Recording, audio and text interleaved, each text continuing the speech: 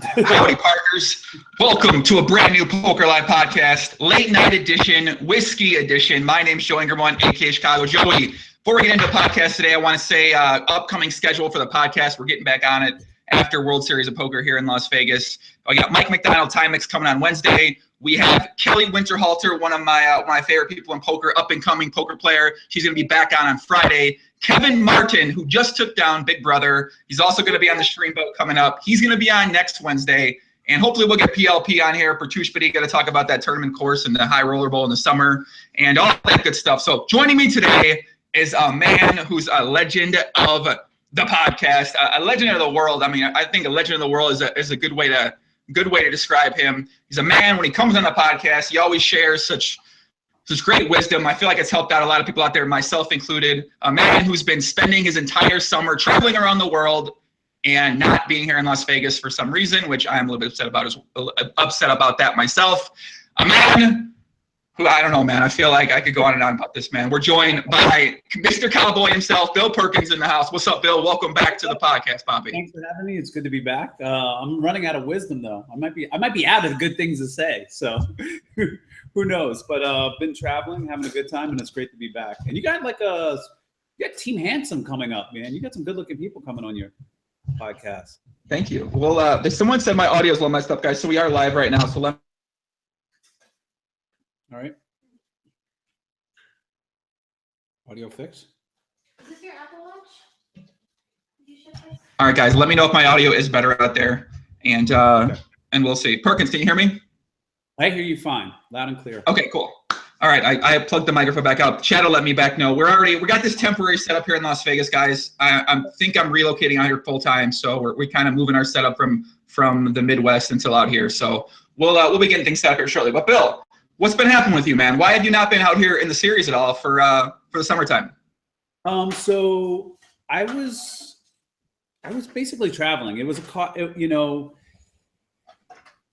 it's the World Series of Poker is a grind, and it's a lot of fun, and I would have loved to come out, but I was like, I've never been to Moscow, never been to St. Petersburg. There's a lot of places on my bucket list that I haven't been, and I've been to Vegas probably too many times in my life, and the gamble is always there, and I'm not necessarily like the best horse in the World Series of Poker, in terms of like the long levels, long days, the patience will kind of wear out. So I just chose to have different experiences, that I may not be able to have the next year, and something always comes up. And I've been waiting to go to Russia forever. So that was it. So did you pick up this new hat in Russia, or was this something that you picked up someplace? Where did we pick up this hat? Picked this up in Aspen. So I was in Aspen. Shout out Kemosabe. Yeah, Kemosabe hats. We got this hat in Aspen. I loved it. Picked that up, and we had like a horrifying experience in Aspen. My daughter got like a freak bacterial infection, had to have 2 surgeries, airlifted to Denver Children's, and then miraculously after her 2 surgeries, she just like 6 days later, she's in camp. Dropped her off in camp in Texas, drove from Denver to Camp Lone Hollow in Texas, dropped her off in camp. She did fine, and then we went on our little adventure. We went traveling, went to Amsterdam, went to Italy, went to St. Petersburg, went to Moscow, to see the world. It's a big, beautiful. So let me get straight. Your daughter was in Aspen and got sick, and they had to fly her back. It was like a common like bacteria that's in everybody's nose, but her sinuses got clogged, and then it migrated into her eye, caused like a cyst, was pushing her eye out, was going towards the brain. It was crazy. And the hospital in Aspen, which is a very good hospital, but just a local hospital, not prepared for what was going on. With 105 fever, 150 heart rate, resting heart rate of 150. The second day we're like, she's out of here. Like, we're not prepared for this. We were debating surgery, not surgery. As soon as we landed in Denver, they're like, don't have her eat anything. We're going to have to do surgery tonight. So, and we were horrified. Like, I've never, ever had that type of stress in my entire life. Anything. Like, I've been busted, divorced, in fights, you know what I mean? All kinds of things, right? Like, But that I was never prepared for. And then it was over. It was weird. It was just like, oh, she's gonna be fine. And I was like, what? You know, like if we don't have the surgery, she's gonna. So everything's fine with the situation now. She's good now. Everything's fine with it. Yeah, everything's good. It's just one of those things that, like, you know, kids can get. They're deathly serious. You can die, but you know they recover so quickly. It's almost like, it almost seems like it was a false alarm, right? Whereas, you know, if I sat there with a resting 150 heart rate and 105-degree fever, you might as well, you know, get the casket ready. So do you think you took something away from this experience that you had? Did it sort of affirm some ideas that you've had about the way you've been living your life in these past couple years? Yeah, and I think it also is like I learned about myself, like where I would crack and like, you know, trying to hold it together, and like teams and teams of doctors meeting with you, and you're trying to make the right decision for your kid, and you're really just kind of going along with it, and like we helicopter out. And then you just break, you're like, wow, you realize how important your child is to defining who you are in your life. Like the unimaginable thought of like them dying before you and not being around, and like to think about that, like what your life, like those thoughts start to hit your mind in those scenarios, it's just overwhelming. It's incomprehensible. And I, you know, I could say the words, but until you feel it, and I've gone through it, and I started to have a lot more understanding and empathy for people who have lost kids, you know, been in scenarios like that, some friends and neighbors, and understand like, wow, it's just something that you just can't prepare for. Because if it's you and you're gonna die, you know, you're living your life and being crazy, it's like part of, comes with the territory of the risk you take. But to see some fluke situation on your daughter is something that, you know, one of the major ways you define yourself as you get older is like as a father, somebody you're to protect them, and you're just like kind of mostly helpless, you know, and to see them in harm's way, it's interesting. It's interesting. It's emotionally eye-opening, or I guess emotionally I don't know what the word I want to use for it, but it was emotionally testing. And then it was over. And then it was over. It was just like, how'd surgery go? It was all right, whatever. We're going to pull this thing out of her eye in a couple of days, and she should be fine. Take these antibiotics. See you. Don't let the door hit you on the ass on the way out, type of thing. You know, here's the bill. So was it I'm sure it's a pretty expensive bill, isn't it?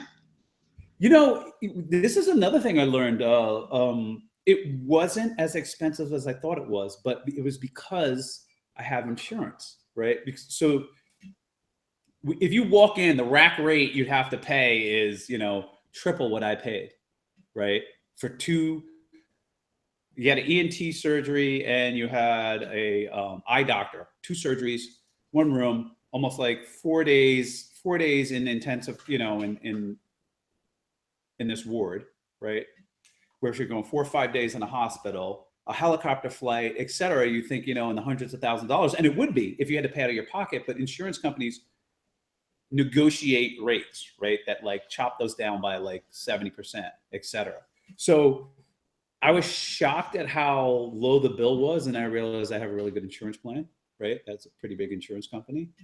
And I was really, you know, thought about people who, if they don't have insurance, would they have gone to the doctor the night before? So just talking about the progression of what happened is she was sick, she was congested just like anybody. And like, you know, 1,000 times out of 1,001, these things just go away, right? Everybody gets sinus infections and they go away.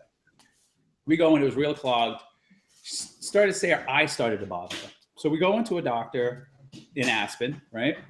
And he's like, listen, if it gets worse or whatever, it should get better. They gave her a shot, these antibiotics, you know, give me a call or go to the hospital. Around midnight that night, she's throwing up. Her eye is more swollen, coming out. And he's like, go to the hospital, immediately to the hospital. We go to the hospital, you know, the next day, she spent 1 night in the hospital there, and then the next day she's flying out of there, right? And I thought about, like, if I didn't have insurance, right, to go to the hospital, to go to the doctor, would I have, you know, what would have been the progression? Like, had it been delayed enough that it would have been too serious where she lost her eyesight or the infection traveled into her brain or not, you know? And I started to think about those things in terms of like, you know, at my age, you know, longevity and your health is a lot of diagnostics and monitoring, like catching everything early, right? You catch this early, you catch that early, it changes your you know, your prognosis, not only from death, but just in terms of like being healthy and be able to move around and recover. And so I'm wondering in that scenario, like, would it have been like, oh, we don't have insurance, we're not going to go to a doctor. Then it gets real, you know, is it 2 days later we go and then it's really a bad situation and bad situation worse, you know, or not. And so it really had me thinking about people in healthcare and you know, what people should have and what they do have and what they can afford and, you know, the incentive, you know, that type of thing. So any ideas come to mind? And something, I mean, obviously I know you like to think about what kind of personal impact could you personally potentially have on something. And obviously you're kind of in a position where whether it's by influence or whether it's by money, I guess there's something that maybe you could do if you wanted to. So when you think about it, is there something you might want to pursue, or do you feel like you have a lot on your plate right now where you sort of want to focus on that? I think it's just more like I came in like preventative and also preventive healthcare and insurance, that access that I have, I think is, you know, in a civil society is something that civil societies grant to their citizens as a right, right? A lot of people say healthcare is not a right, it's blah, blah, blah. And maybe it isn't, you know, in the law of the jungle or in, you know, but I feel like it's a right. Like that same access should be accessible to all if you're trying to build a civil society and a community. So in terms of the implementation of it, you know, where guys got to get into technical details, we're a single payer, et cetera, you know, what's the most efficient? How do you keep competition and innovation going, et cetera? I don't have like it all laid out in a 5-point plan. Like every insurer can compete across states and this is how it's going to do. And it's going to cost you $100 a month. And doing this, you know, I don't have all that. And, you know, I think it would take a little bit of time to like full time to like get into a plan that everybody would be the least painful that everybody would buy into. Mm-hmm. Well, I know you do have a plan about something right now, because this is something that we initially talked about. You messaged me and said, hey, I want to come on the pod. I want to talk about the book that I'm working on. So I believe this book is something that sort of was like we talked about in the first podcast, and now it's coming to fruition. Yeah, I'm working on it. You know, I'm hearing people's criticisms of the ideas. You know, you know, a lot of times I don't have time to respond to a lot of things that people write me, but I do tend to try and read them all, right? Mm-hmm. I have enough time to like at least glance and kind of get the gist of like the criticism or the feedback or the bullshit or the jokes, right? And so the whole idea of what's going on in the book is essentially that concept of, you know, if you spend hours of your life working for capital, right? Working for money. And then you die with that money to the extent that you were doing something that you didn't want to do, that you were working, you wasted hours of your life, right? And then the second part that goes along with it is, you know, money at 1 year old, a 1-year-old and a 99-year-old have basically the same utility of money, right? They can't really do anything with it. And I'm just choosing extremes, like 99. If I give you $10 million at 99, what are you going to do? Nothing. Right? You're going to give it away. You can't consume experiences or buy, move, transport yourself, et cetera, in order to enjoy that capital. So going with those 2 points, in order not to like waste your life and optimize the area under your curve of your life, no matter what your net worth is, it follows a trajectory, right? And we talked about, you know, there's going to be a age in your life where your net worth should always be going down from that point, so that you asymptotically get close to zero and die with zero, right? So that you can consume the most experiences. And so, you know, using that like formula comes out of like a lot of other principles, ideas, and concepts come out of that, you know, in arguing that formula and what's going on. And like, you know, should you go into debt at an earlier age and in order to consume experiences now, than waiting till you're 65 and you're retired? right? And saving money to retire. And you know, there's a lot of concepts like people who save too much, right? There's people I know that are like 60, like investing in a deal, trying to get a 10% return. I'm like, you know, with a 7-year horizon, I'm like, what are you going to do with, you know what I mean? Like, you need to be spending money and in burning money, not, you know, in terms of to get the maximum out of your life. Like, this whole concept of saving and retiring and playing shuffleboard is like, there's only so much shuffleboard and cruises and tacos you can eat, right? And so you actually need less money at a later age in life, because just physically, if you take the average person, they can't consume the capital in order to produce experiences for themselves. So what's the book? I guess, what do you think about what's the book format going to be? What's the layout of the book going to be? Well, I think the layout of the book is basically to lay out kind of like those axioms I put out, to get the reader's buy-in, and then talk about the implications on each chapter and answer some of the questions I've had, right, from people. So people are like, well, what about the kids? Like, the first thing I got, and I'm like, money that you earn that is for your kids is not yours. So let's just subtract that out. So if you have, you know, $1 million and you plan on leaving $200,000 to your kids because you don't want to spoil them, or 10 million, you want to leave 2 million, whatever the number is, just subtract it out, put it in a trust. And quite frankly, if you haven't already separated it out, their capital is at risk via lawsuits, all kinds of things that can happen with you. So it's already given away. We're talking about you allocate your earnings for your, well, what percent of my kids have earned it, and then we can make a formula in the app that we're also developing. It says, all right, 10% of my earn is going to go to my kids, and it goes, yours. But the rest follows a trajectory, and a pretty standard trajectory based on obviously this is a very specific question for each individual person, but like, if you listed all the activities you can do: skiing, heli-skiing, scuba diving, snorkeling, climbing 200 stairs, going around here, hiking the world, whatever, it's like activities you can do, right? I don't know if you see me. And as you get older, what you can do, right? And all capital, right? Some amounts in order to consume these experiences. And then no matter how much money I give you at the tail end of your life, you can't consume them, right? At a certain point, you can't even get out of the chair.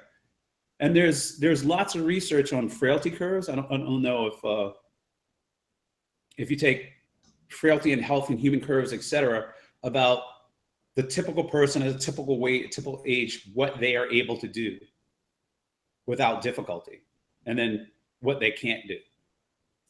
Because it costs the United States economy. You know, the thing is that as you get older, you deteriorate and you just cannot do certain things. You lose energy, your muscles accumulate something in it that basically makes you weaker, right?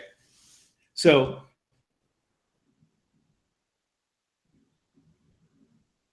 basically about deliberately choosing to live your life, not, you're going to live the, you're going to stop doing shit at 70. So give people choices they're making. Oh, I'm old, you're going to want to 85, you probably some things. So it's about that, how I'm going to time bucket my experiences, right? Like, if I want to go skiing 300 times before I die, if I want to have sex 700 times before I die, if I want to do X, whatever, it's like, okay, you could probably play checkers until the day you die. We got your checkers budget laid out, right? You love playing checkers. Heli-skiing, it's like, okay, this is when you're going to go heli skiing, and this is when we're going to allocate the money for heli-skiing. All 200 times is going to be in this time bucket because it's not happening here. And there's a whole bunch of activities that either you won't get enough enjoyment out of, or you won't be able to do, or will be too hazardous for you, that have to be allocated in a certain time frame. And what you have happening for any level of success is that people wind up, you know, they become successful, they do something partly because they like it, but most of the time as a means to an end, right? Like, people like playing poker, right? But if you're a very successful poker player, you're getting the money to go do something else, to consume other experiences, right? Whether it's go to the club, hang out, strippers, give to charities, working on whatever it is, you are doing it from means to end. So if you are like doing that, and then it's just Space Invader chips on the screen, and then you die. It's not really a purposeful life, right? It's like really like you wasted a lot of your time to the extent that you weren't doing what you wanted to do. So the book is really kind of like a wake-up call to like your life is finite, but not only is your life finite, the day you stop doing things and the day you stop enjoying certain activities is actually a lot sooner than you think, right?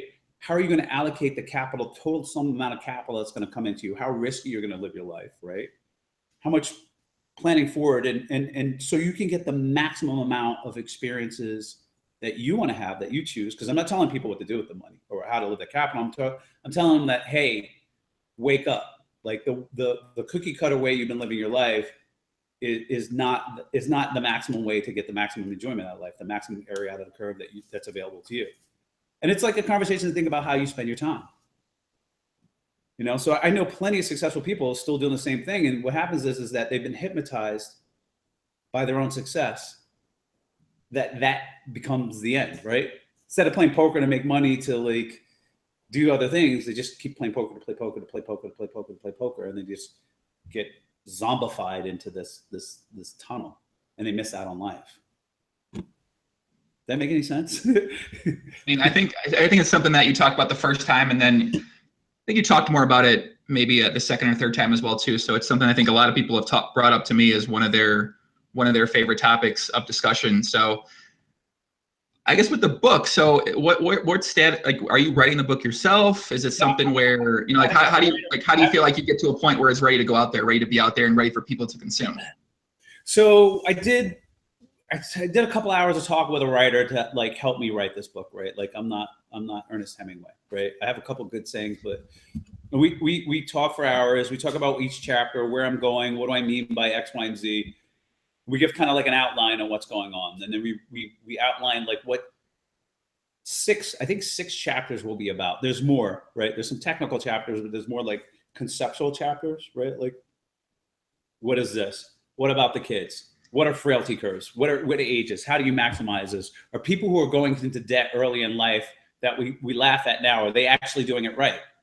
Right? There's a guy who's like in debt $10,000 traveling around Europe right now, backpacking. Right? Is he doing it right? As opposed to the guy who's like busting his butt, et cetera. I don't know. I haven't built the app yet, but I'll be able to look at it and be like, okay, maybe this is the GTO way to go, right? To have experiences at this age versus here, right?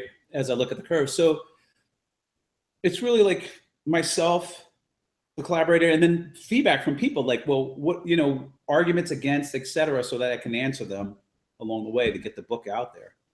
Because I'm flying in the face of a traditional financial planner, right?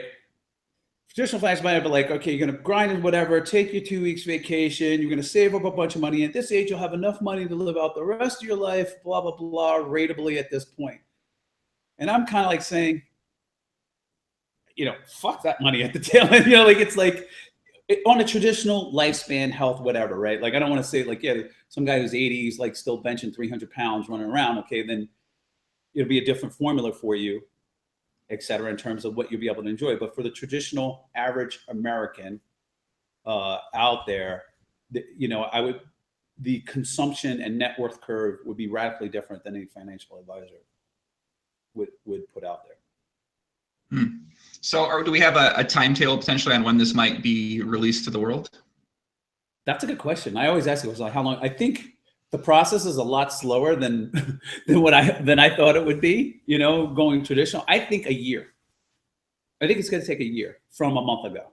So like in 11 months, just to get everything right. It could be sooner. I would like, if I do it non-traditional publishing route, it would be sooner. If I do it traditional, it'll be a year.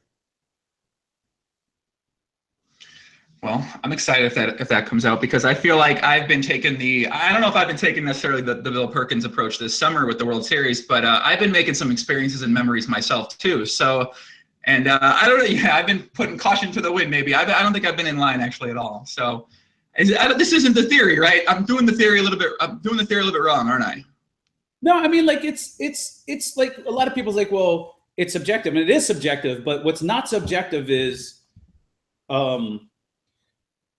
what you'll be able to consume at what part of your life, right? Like it's each person is an individual set of activities and things they want out of life, but they're all experiences, whether it's walking on the park or going to volunteer in Ghana, right? Or it's going to, and they all have a capital cost or a cost associated with it, right? And so if I had the app up and running, I'd be like, okay, tell me all the activities that you love to do. Tell me the activities that you might want to do.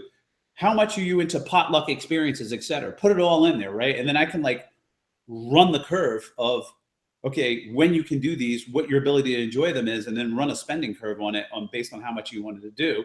And it's not going to look like this, right? In general, it's going to look like this by default, right? Everybody deteriorates. So, you might be like, I just want to sit in my room and play checkers all day, whatever. I'm like, okay, here's your curve, right? Like, you know what I mean? This is, but if you're like, hey, I want to go see the world, I want to do whatever, there's some random experiences I want to have, maybe 10% of them are going to be this. I want to do this, I want to get married, I want to have 10 girlfriends. I don't know what it is. I'm not like trying to tell people how to live their life, what to choose in their life. I'm trying to introduce them a way of thinking so they can get the maximum of what they want out of life is. And to wake them up, like, people in my experience tend to operate as if not only are they going to live forever, but they're going to live together like they're 33 or 35 or 40, 35 to 45 forever, right? And it's like, you're not going wave running at 65. Most people. Like, there are people out there, yes, they're going to go wave, but most people, you don't see 65-year-olds like ripping it, and pulling it like I'm in Italy. Like, and when I did it myself, I was like, I only got 10 more years of this because the force on these things is for real. It's no joke, right? And so, whatever thousands of dollars to go to a vacation, to go wave running, you can just scratch that off. You don't need that then. You know what I mean? Go play checkers. I'm just saying, for me, for the average person, probably even sooner than that, less than 65, right? To out there whipping up wave runners and doing stuff like that. So, just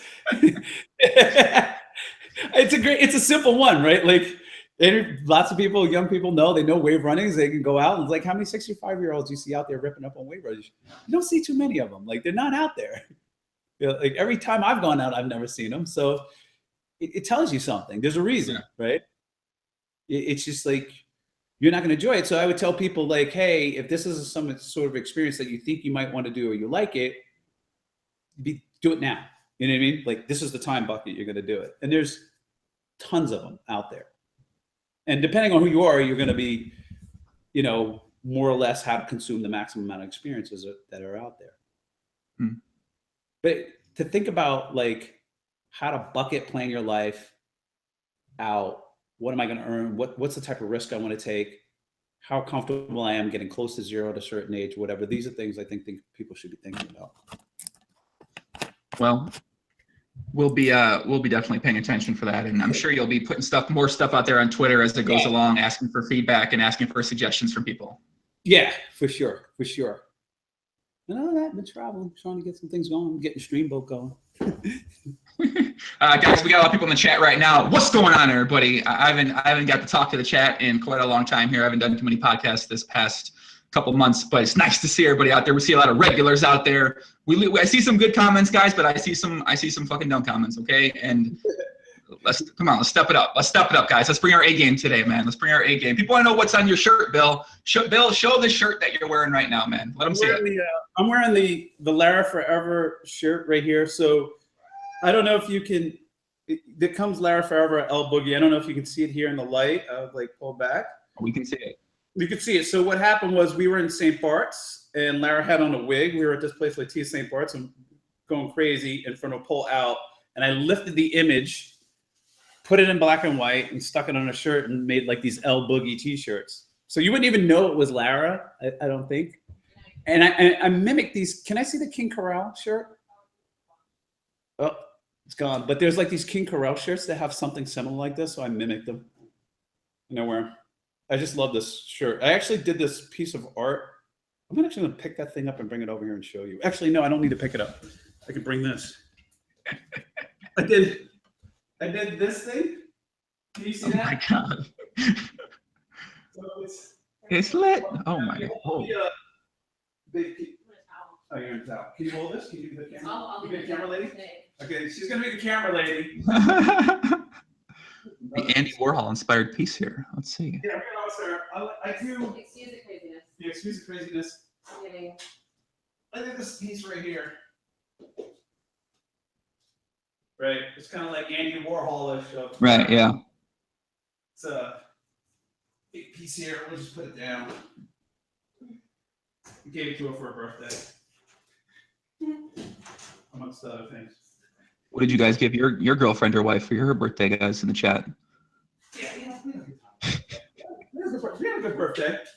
Wait, wasn't there a birthday you went to recently where there was like a rap show or something, like a rapper there? There was some. It was costumes and stuff? Yeah. So we had this Walter. We have Walter who sings for Cool and the Gang now, sing upstairs, and then we had Lupe Fiasco, who's one of Jeff's favorite rappers, perform, and then we had 2 Chainz close it out. Yeah, 2 Chainz, what the fuck, man? And it was a costume 80s party, so everybody's in costumes, drinking, going absolutely ape. And then Lara went nuts on stage with 2 Chainz, took her top off, was like, "Yo, I'm in my birthday suit, pimping." 2 Chainz like, "What the fuck's going on here?" You know, it was a party. It was a crazy party. It was an experience. I'm gonna have dividends forever. Plus pictures. Wait, let's back up for a second.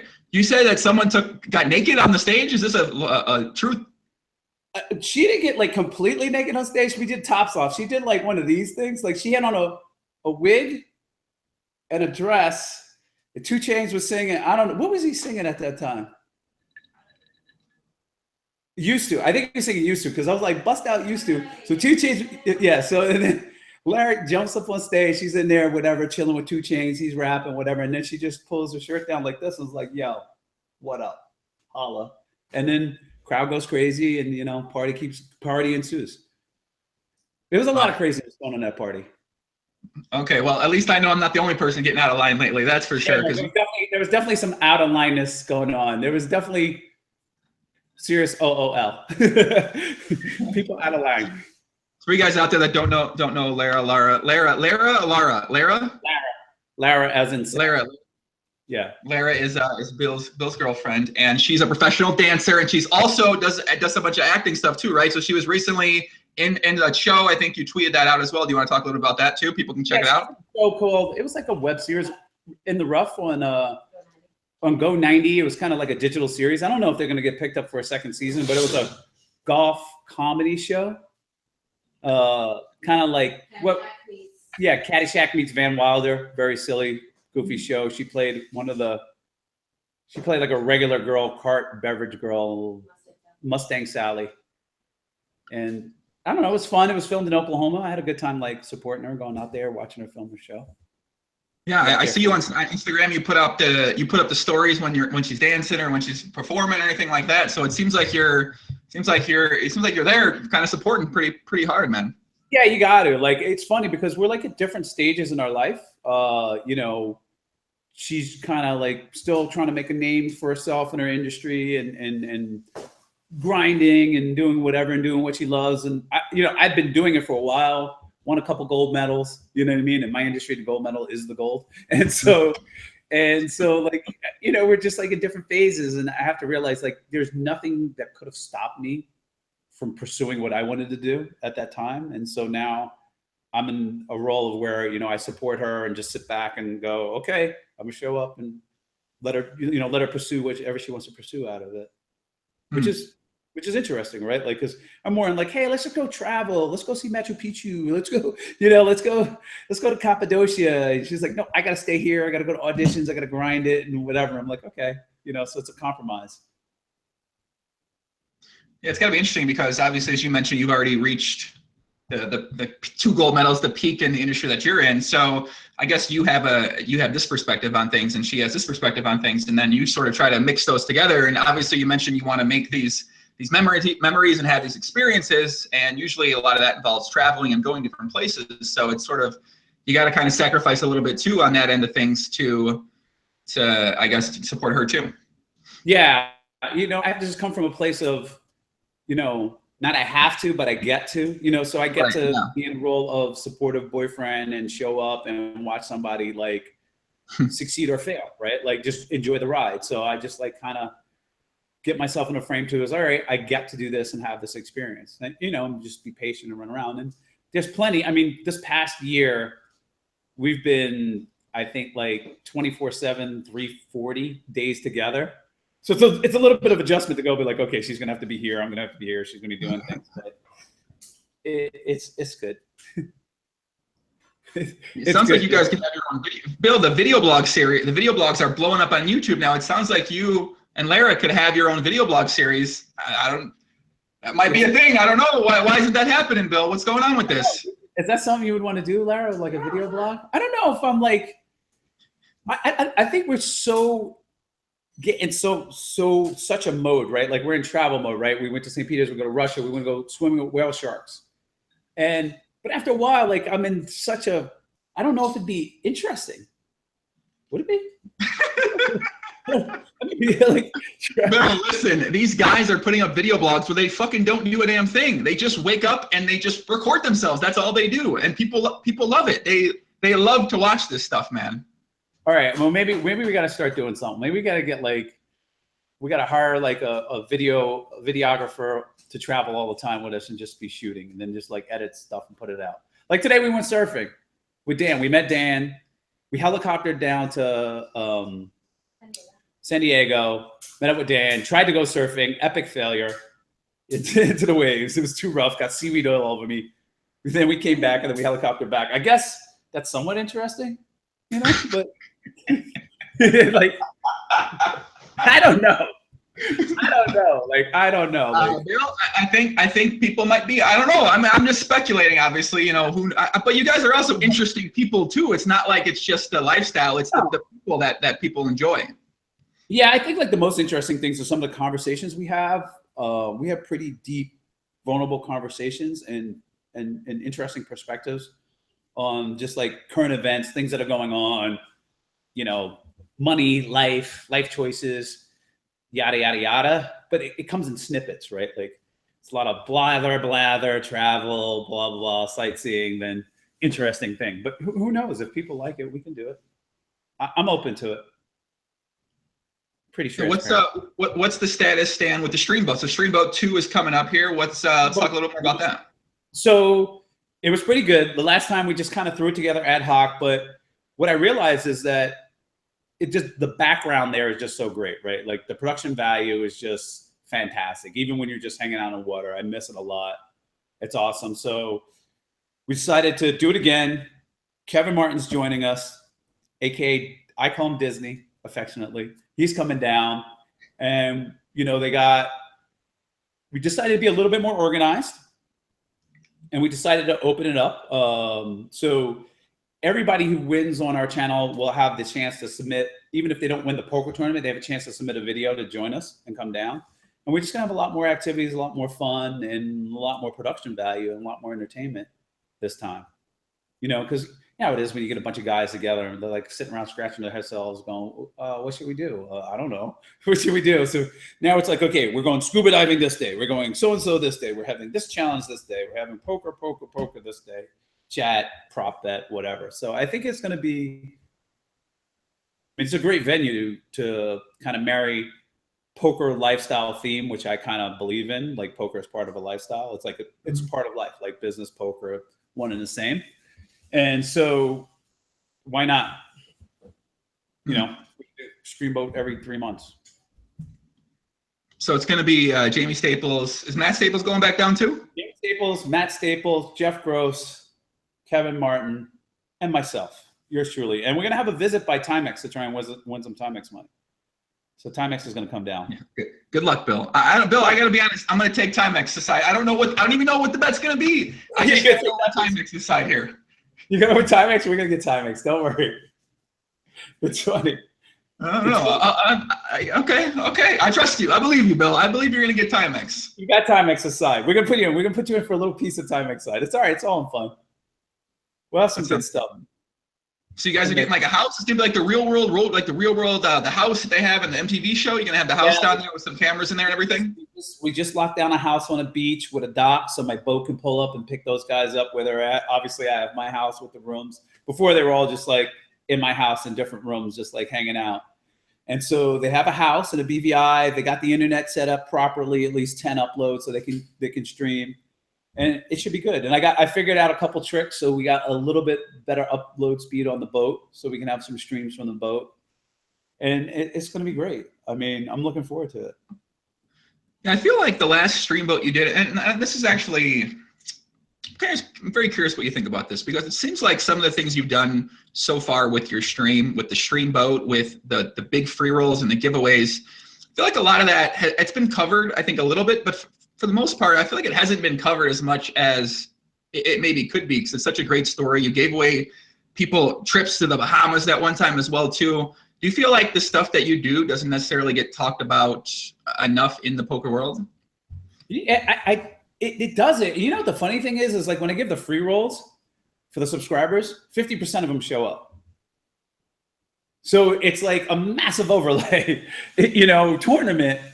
And I see people go to like I guess they're busy, or it's different time zone, or they just don't feel like they can win or whatever, but they don't show up. And I felt like the news outlets, like poker is funded so much by like different poker sites that, and so the news is like, what tournament is this poker site hosting, or what is WPT doing?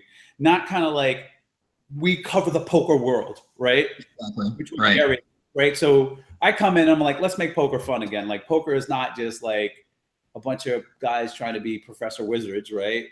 That's part of it. It's not just a bunch of guys like trying to play tournaments and be chronic lenders, right? And it's not just guys playing recreationally. It's all of these things, right? And marrying it with fun. It's kind of like the lingua franca of just business. It's everything. Like it has all these different roles and it's multifaceted. So I'm like, let's just have some fun and bring it in. And you figure like poker industry would cover it more because it's part of poker, right? But it's so dialed into like casino event, or what Poker Stars is doing, or what, Party Poker is doing, or ACR, and not just the whole poker as a lifestyle, way of life thing that I think it's kind of limiting or alienating, right? Mm-hmm. Same way we talked about like 2 + 2 is kind of like alienating, right? Not as on purpose. It's just like they're like, okay, what are we promoting? We're just promoting poker as fun. Like it's a news story, right? Like cover it. Not, we're not trying to like make $1 zillion out of this yet. We're not trying to like take over everything. We're just like, hey, this is fun. This is a brand. This is going to be entertaining. We got some channels. These guys are grind. These guys, this is their livelihood, right? This is Jamie's livelihood. This is Jeff's livelihood. It's not mine. This is partly their livelihood, and this is fun. And trying to marry that and just be like, hey, we have a channel for everybody to watch, right? From the guy who's like, I want to learn how many times do I 4-bet this versus how many times I go all in versus how many times I fold in this scenario, right? Like there's those guys, right? Like they got their PIO solver out, like 20 out of 100 times it says you should go all in, like they're just in it, and that's fine, right? Like you want to be, chess level, grandmaster chess level, right? And there's guys that just like, hey, I just want to be good enough to have fun at a recreational game, make some money, lose some money, net scratch, but make these contacts and hang out with people that I like playing with. And so they're trying to marry that world and make it more appealing for people, right? Because if poker is just the best at tournaments and these guys win the tournaments, or the wizards online, right, who are just like, this is all I do is study poker and I know, you know what I mean? When you have a pair and a flush draw versus this opponent, you only want to be going all in 25% of the time. It's better to check call, whatever it is, right? Like that gets a little too, it's not appealing, right? It's just not appealing. It's like not how anybody gets introduced into any sport. Like when you got introduced to football as a kid, if you played football or baseball, all the technical details were kind of like left out. It's like, hey, we're going to hit the ball and run, right? Oh, yeah. It wasn't like, in this situation with 2 outs, blah, blah, blah, choke down on the bat so you can bloop it over the infield and he can score and you'll get sacrificed out, right? Kids would be like, I don't want to play this stupid game, right? And the same thing with football. It's like, whoever has the ball, go kill that guy. You know what I mean? Go tackle him, whoever doesn't. And as you get deeper and deeper into the game, you learn all these things, right? Like, they're in a 2-3 defense difference on the side. The linebacker's cheating up. They probably got an offside blitz coming in, whatever, blah, blah, blah. You want to check your play, fake a handoff and dump it off in the flats, right? Like people's heads would explode if that was if that's how they got introduced to football, right? Right. So I'm trying to make it inclusive and fun so it doesn't die. Like I just had a recent chat with some poker executives. I won't say their name. I said, listen, your pool is fixed. And if you market poker a certain way, you can keep it fixed and have it grow, right? Because there's only a certain amount of money in the pool. You guys rake money out of it, right? And these guys, these guys will just eventually die or quit, right? And get out of it. You have to constantly have more and more people coming into the game, recreationally, professionally, whatever. And so I see that lacking in the poker world right now, right? It seems like there are some sites that are doing some innovating. I mean, okay, there are some sites that are trying to do some things out there. Let's not say innovative, but I think right now we've seen Party Poker, 888 Poker. We've seen them try to do some things. I keep talking about Run It Once Poker. It's coming. I believe it's coming. I'm buying the stock in Run It Once Poker, just like I bought all that William Pasuf stock last year, and I still holding on to it right now. It's definitely a long play for me. But I feel like there are some sites trying some things, and I'm positive about it. I think something could come from this. I feel like Poker Stars at some point in time is going to sit there and say, "Oh shit! It turns out that was a bad fucking idea. All those decisions that we made," and they're probably going to backtrack a little bit on some of the decisions that they made, and then we're going to have even more competition out there. So, yeah, I mean, my thing is like on more of a general level is like keep the game growing. Like if it seems like the ambassadors of the game before, which were great ambassadors, I'm not mocking them, but they were geared towards, what I affectionately call propeller heads, right? Like guys were like, okay, I'm not going to get a degree in electrical engineering. I'm going to get a degree in poker. You know what I mean? And so that in a way is kind of limiting, right? Like, and so you have to have an outreach to everyone to understand, like, poker is life. Like it's the same. Like these limited information decisions that you make in your business life, in your love life, in your personal life, et cetera, all these risk reward decisions you're making, it transfers over. They transfer over back and forth, these lessons. And so this game has some technical things that you have to learn about it, but it's fun, and especially when you play recreationally, like you sit down. It's very few areas where you can sit down and play with the CEO of this company, the head of Paramount, this, this actor, this, physicist, this doctor, this so-and-so. And so you develop friendships, network strategies, ideas, and play with people that you just would never, they're just never going to sit down with you, right? But they're going to sit down and play poker with you, right? And have fun. And so it's the new golf. Right? That's the way I look at poker. It's like golf, but better. If you don't throw out your back. Golf, you can sit down with 4 people, the table the whole time. There's chips, it's a game girl, massage, whatever. You're hanging out, you're chatting, you're talking business, you're matching wits against the guy, the other guy. I think it's a more of a connector than other competitive arenas. Yeah, I think most people don't see those games that you're talking about right there. Most people just see poker as what they see in the casino or what they see at some of these live streams. But the home game scene is much, much, much different than. I mean, it's like night and day basically in terms of the environment and the conditions that go on there. Right, and so like, how do you? Some of the sites have like home games that you can get on or whatever. Like, who has the best home game? Like, I would watch a show. It'd be like Home Games Across America, where they like travel around. And so-and-so Missouri, and we got a 2-5 game. It's a $50 buy-in. Here we go. It's a reigning champ. Let's hear their stories or whatever, because I think everybody has interesting stories, interesting dramas. They've been through stuff. They have something to add. They have an interesting perspective, and they're interesting, crazy, wacko games, right? Like the stakes are all relative, right? So like $100 stakes could be painful for somebody else, like the agony defeat of losing $100 or $200, and $100 buy-in game is the agony defeat when it's the same as $100,000 game for some guys, right? Still the same game, right? still the same interesting characters with their own stories on how they got there. That would be, to me, that would be fun to watch.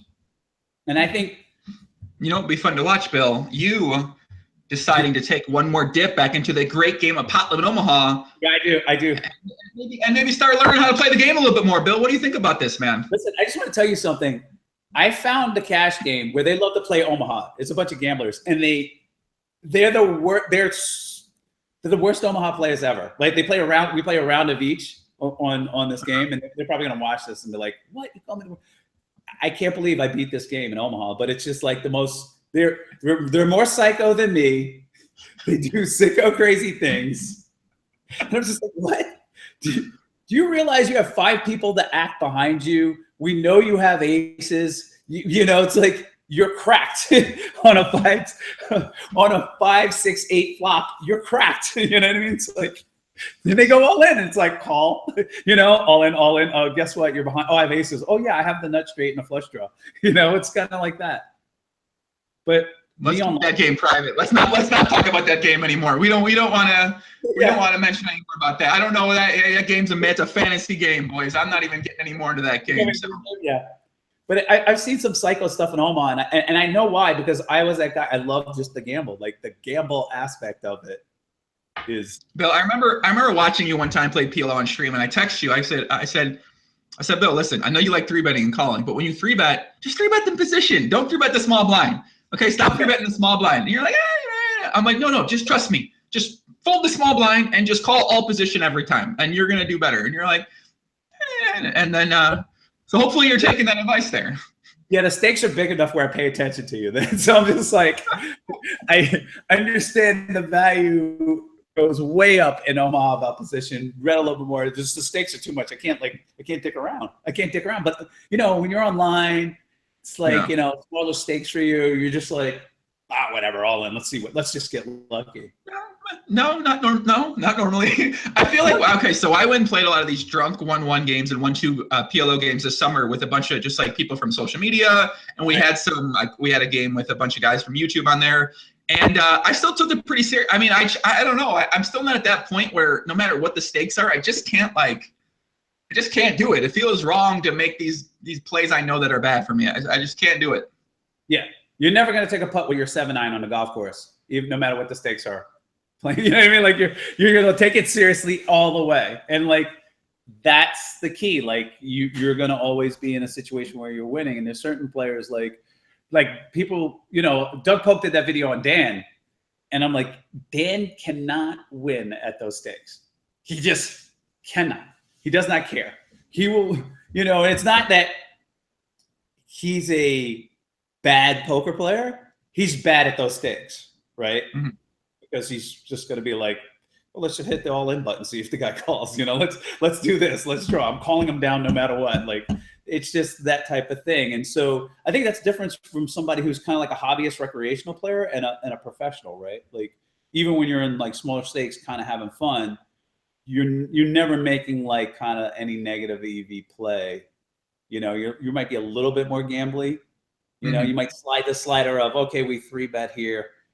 More often than the PIO solver says, but you know what I mean? Like you're generally going to be in bounds. Whereas, a rec player with a big stack, in a game is like, all in, and that's kind of like, the world I play in where guys are like, you're all in. And they're like, well, I got 5-7 suited, whatever. Let's go. You know what I mean? I call, like, those are, they want to gamble. They want to have a little. Sounds like a good play to me. Wait, are you advocating you fold the 5-7 suited to all in? All into a guy has aces. Yeah, like it's kind of the 5-7 suited. I'm like, sometimes you want to fold it for 200 bigs. Yeah. Well, I don't know what's happening right now, but you're talking about folding pre-flop, man. I don't know, man. I feel like you're evolving here, Poppy. You're like. You've been maturing here since the first couple podcasts, and now you're folding 5-7 suited pre-flop. Yeah, it's strange. It's hard to do, but like these guys can bust you. They want to take your house, your home, your experiences, your trip to How big are these stakes you're playing, Bill? What the hell? They can get pretty big. I mean, like it usually, like most home games, I think people have this experience, right? Like the initial buy-in is kind of small. And then a couple people get busted and you buy to the chip-weighted table. And next thing you know, you have 10x of what the original buy-in is in front of you or more. Yeah. And you're like, how did I get here? How did I get here? Well, you shoved the flush draw in and he called you and you didn't get there. And a couple times and next thing you know, you rebought, you know? So those are the type of games I get in it. I'm trying to avoid getting into like the 10 rebuy time, you know, trying to just cut down on that. It sounds like you finally may have met some stakes that make you start thinking about, maybe I should not do that now. It's kind of what it seems like. Well, I've already been told that. Like I've been told, like you play when the stakes are bigger, you play, you know, you bring out your whatever version of my A game is, and then when the stakes are lower, it's like random number generator flying out there. But I want to take it, you know, be taking it a lot more seriously, no matter what the stakes are. And just to try and like, now it's like, all right, now's the time to like hone it a little bit, right? Like you have the mental capacity, you may not have the time to put in as much, but you have the mental capacity and you have the discipline to like start doing, you know what I mean? Playing better, right? And then learning like how to play. If you want to play exploitively against certain players or certain styles of players, you can do that and make some moves. But like in general, you know, have a framework of play. That's my buddy Royal in the chat says what. My buddy Royal says 1, 2, 5, 10, 20, 50, 100 from a 1 cent, 2 cent game. We've all been there. Yes, we've definitely all been there. I played a 1, 1, 2, 4, 8, 16, 32, 64, 128 Pop Omaha game this summer. And it started as 1-1. So yes, we've all, I think if it's all relative, and let's say Bill's playing that stand, it starts at 50, 100, it was 51, 2, 4, 8, 16, 32. I don't know what kind of crazy shit's happening in that game, but I could see it getting out of line fast.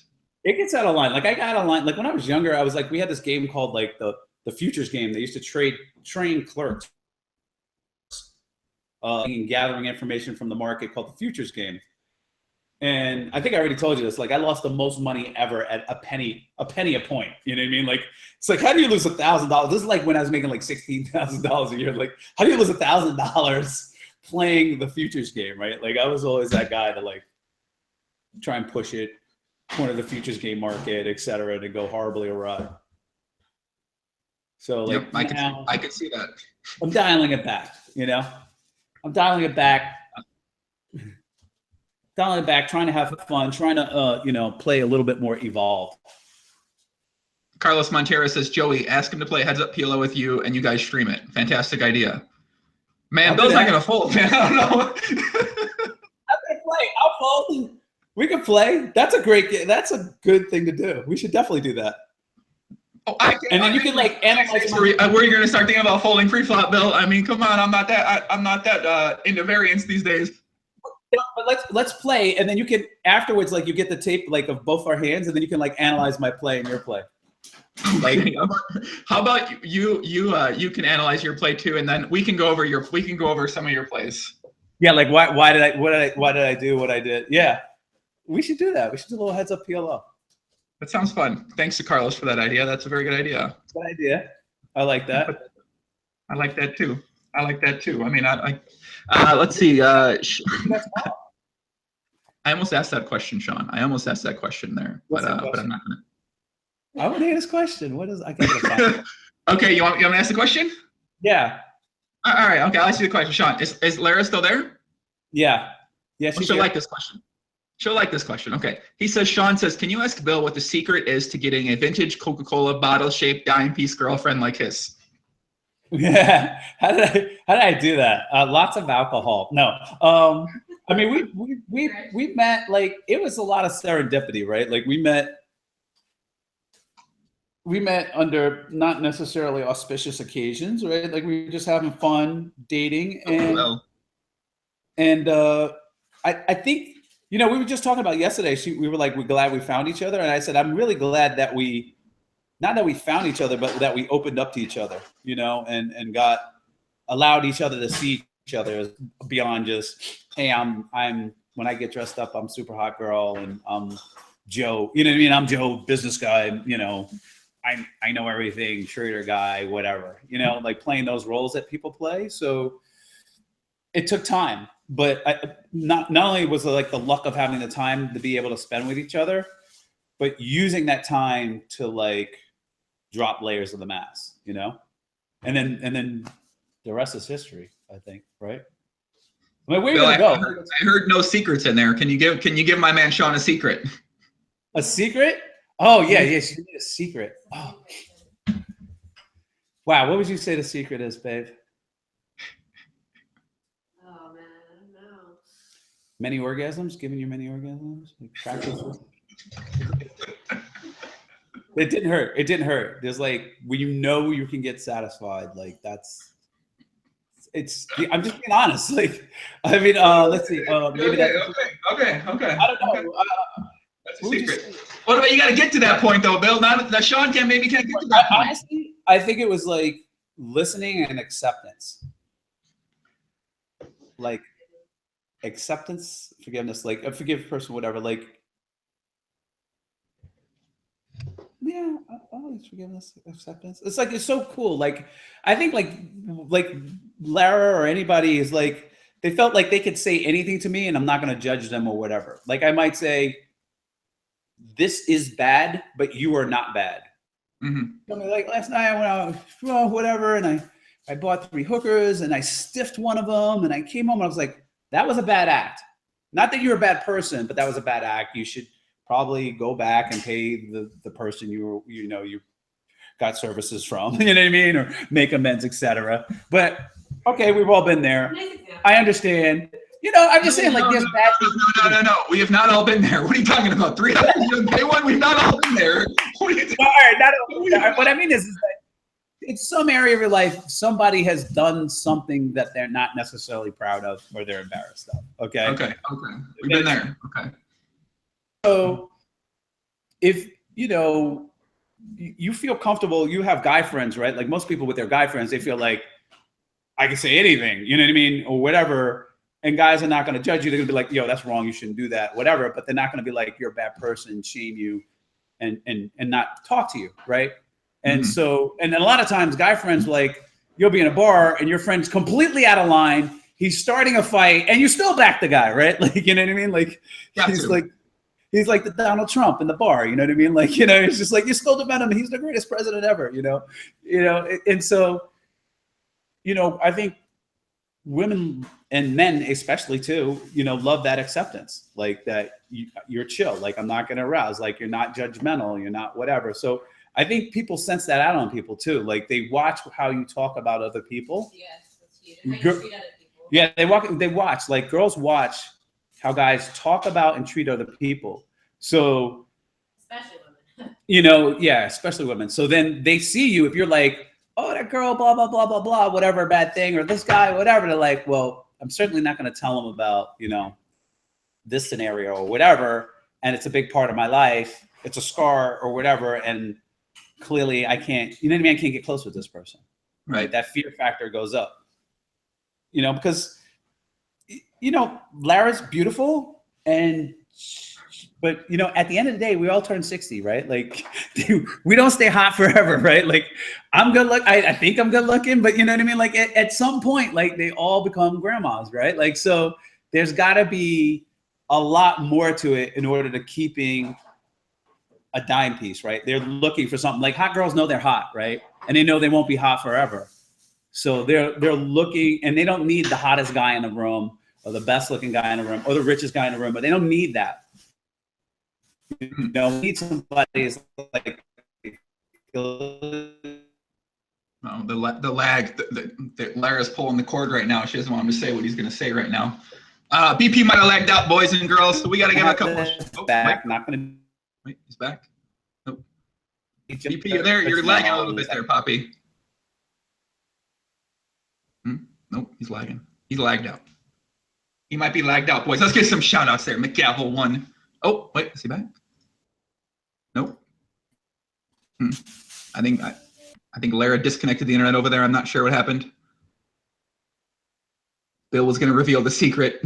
Bill revealed the secret, and we did not get to hear it, my friends. I'm sorry. Yeah, you want to? He's still fighting to get back there, guys. Chris P in the chat. What's up, Chris P? Whoa. Bill, you back?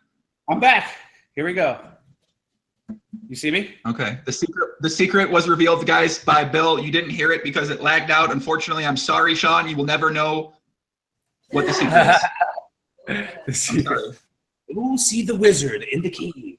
Give him a gold coin. He will give you the secret. No, it's respect and acceptance, and not. Bill literally just got out. Just took some shit out while he got disconnected there.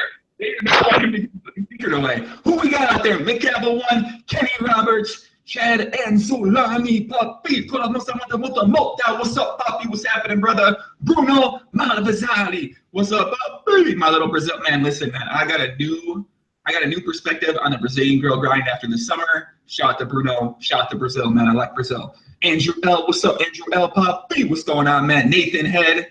What's up, Nathan? Clairvoyant. What's up, Clairvoyant? What's happening, brother? Darth Pepper. What's up, PLO guy? What's up, man? I'm a BB. Oh, Bill, you back? I'm back out of nowhere. Okay, well, don't. Bill's not going to tell the secret anymore because anytime he tells the secret, they disconnect him. So he's not going to tell the secret. Yeah, I can understand that. I can understand that. I will say though, if you can practice your acceptance, like there's nothing more sexy than acceptance and respect. You know, just a chill person. Well, there you guys go. Be chill, accept, don't judge, don't be an asshole, don't be rude, don't be mean. So I get like questions about like like a lot of people like should I be in 30% real estate or should I be in this or whatever and these type of things. And like, I'm not the expert in that. It's very individual, but I will say this, like on a general level, extreme wealth is created by concentration, not through diversity. Wealth is protected through diversity, right? Like broad-based investing in a bunch of things, et cetera, is not like going to make you super rich. Like betting all your apples and being the next Google or whatever is like kind of how you get very wealthy. You know, the lives in between, you know, like well off, blah, blah, blah, are like diversified, right? I got a good job. I bought some stocks. I have these bonds. I invested in this, you know, rental property, yada, yada, yada. Right. That's comfortable. But in general, wealth is created by concentrating. I think some people did have that question. I think I saw that on Twitter too. What about what's your take on cryptocurrency right now? It's all the new rate, the Bitcoin, the Ethereum. There's a hard fork tonight. Where do you stand on things with that? My answer is kind of like wimpy, but you know, my thing is that it's supported. People believe in it, and I don't think if it is a bubble, I don't think it's going to burst the next 6 months to a year. Right. So I'm kind of tiptoed into it, have a couple of Bitcoin. I love the concept of it. I love the cryptocurrencies. I love kind of the idea of it. What I don't like is it's not backed by a standing army or by the force to pay your taxes on it, right? Like I have to pay my taxes in US dollars, right? So the US dollar will always have value, right? Out of any value I create, right? And it's backed by one of the greatest armies there is, right? Like, so you're going to use this currency, you're going to pay taxes in this currency, et cetera. Cryptocurrency is just general faith as long as people will accept it and believe in it, which can vaporize fairly quickly, right? Yeah. So it has a demand portion. Like there's a lot of people trying to get into it. It really has a scarcity, right? Relative to demand. But if that scarcity to demand, you know, disappears, it can just vaporize, right? Or it could get legislated out or made it more difficult, so it takes away some of the demand, right? Like this whole idea that, you know, there was this idea that in Congress that they wanted to basically have people declare cryptocurrencies coming into the country, right? So you would have to declare, like, so if you got $100,000 in Bitcoin, you'd have to declare it. And you probably wouldn't until one day you get audited. They found out you have a wallet. They backtrack your wallet. They look at it and like, oh, you didn't declare this. Now you get a 5-year prison sentence, right? Like, so then nobody wants to be involved in that. Like, ain't nobody got time for 5 years in jail, you know? So it starts to, not that everybody would abandon it, but it starts to like put little speed bumps on the adoption curve and therefore put the currency at risk. So I'm cautiously optimistic about it since it is global. People tend to have faith in it, and it doesn't seem like people are going to drop out of it. But it's not like something like I would put money in now and then wait to take it out 10 years from now and just bet like, oh, right.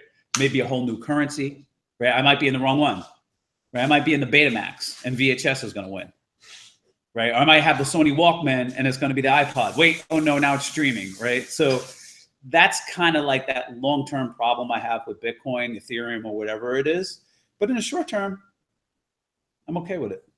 Yeah, I mean, it's all the rage right now. Poker players talking about everyone. I mean, everyone's an expert now. It feels like everyone's getting more knowledge, and the chat's been going crazy. They don't stop shut the fuck up about Bitcoin in this chat. Calm down, guys, in the chat. This is the Poker Live podcast. This is not the Cryptocurrency Live podcast. I'm sure there's a equivalent me in the cryptocurrency world. There's a Doug Polk in the cryptocurrency world. There's a Bill Perkins in cryptocurrency world. You can go find those guys and talk all about the Bitcoin, Ethereum, Litecoin, Poker coin, whatever coins you guys want to talk about, man. So, but people want to know. They that's the rage right now. I feel like it's one of the biggest buzzwords in America right now is cryptocurrency and Bitcoin.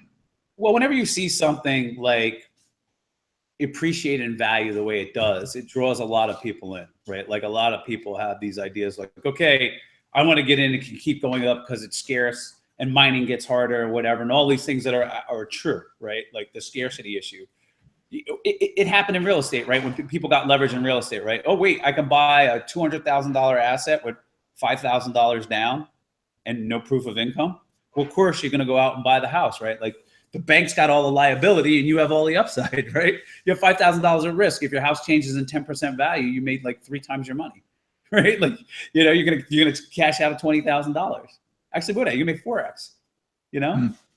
So it's a you know, that's kind of what's going on with Bitcoin, right? Like people see these gains, the crowd coming in it, and they're trying to capture that 10x, 100x play. And I don't, you know, it may be the rational thing to do. It might be the one speculation they can get on, and it works. Highly dangerous. Yeah, I mean, I find it really interesting. I've been trying to find good videos or good articles I can read to sort of understand it a bit more because it seems like it's only getting bigger and bigger. There's more coins introduced every day. There's this hard fork tonight. It turns into 2 things. There's like one guys go this way, the Bitcoin, and one Bitcoin cat, BCC goes this way, and then I'm trying to wrap my head around why, like what they're doing. The miners want this. It's just it's probably like what people when they look at poker, when they look at Panama, the great game. That's kind of what they see. Kind of what I see when I look at this right now. I don't understand. You know, like you got 4 cards, you must use 2, but I don't want to use 2. I remember when we first playing hardball, but I don't want to use my 2 cards. I just want to use this 1 card. You know, flush. You know, like so. Yeah, it's a real. I feel almost sort of useless because I get asked about Bitcoin all the time. Yeah, like, I'm sure. I'm not that knowledgeable. I thought about buying a bunch of mining stuff and putting it in there, and I realized like you're better off just buying the coin than trying to mine.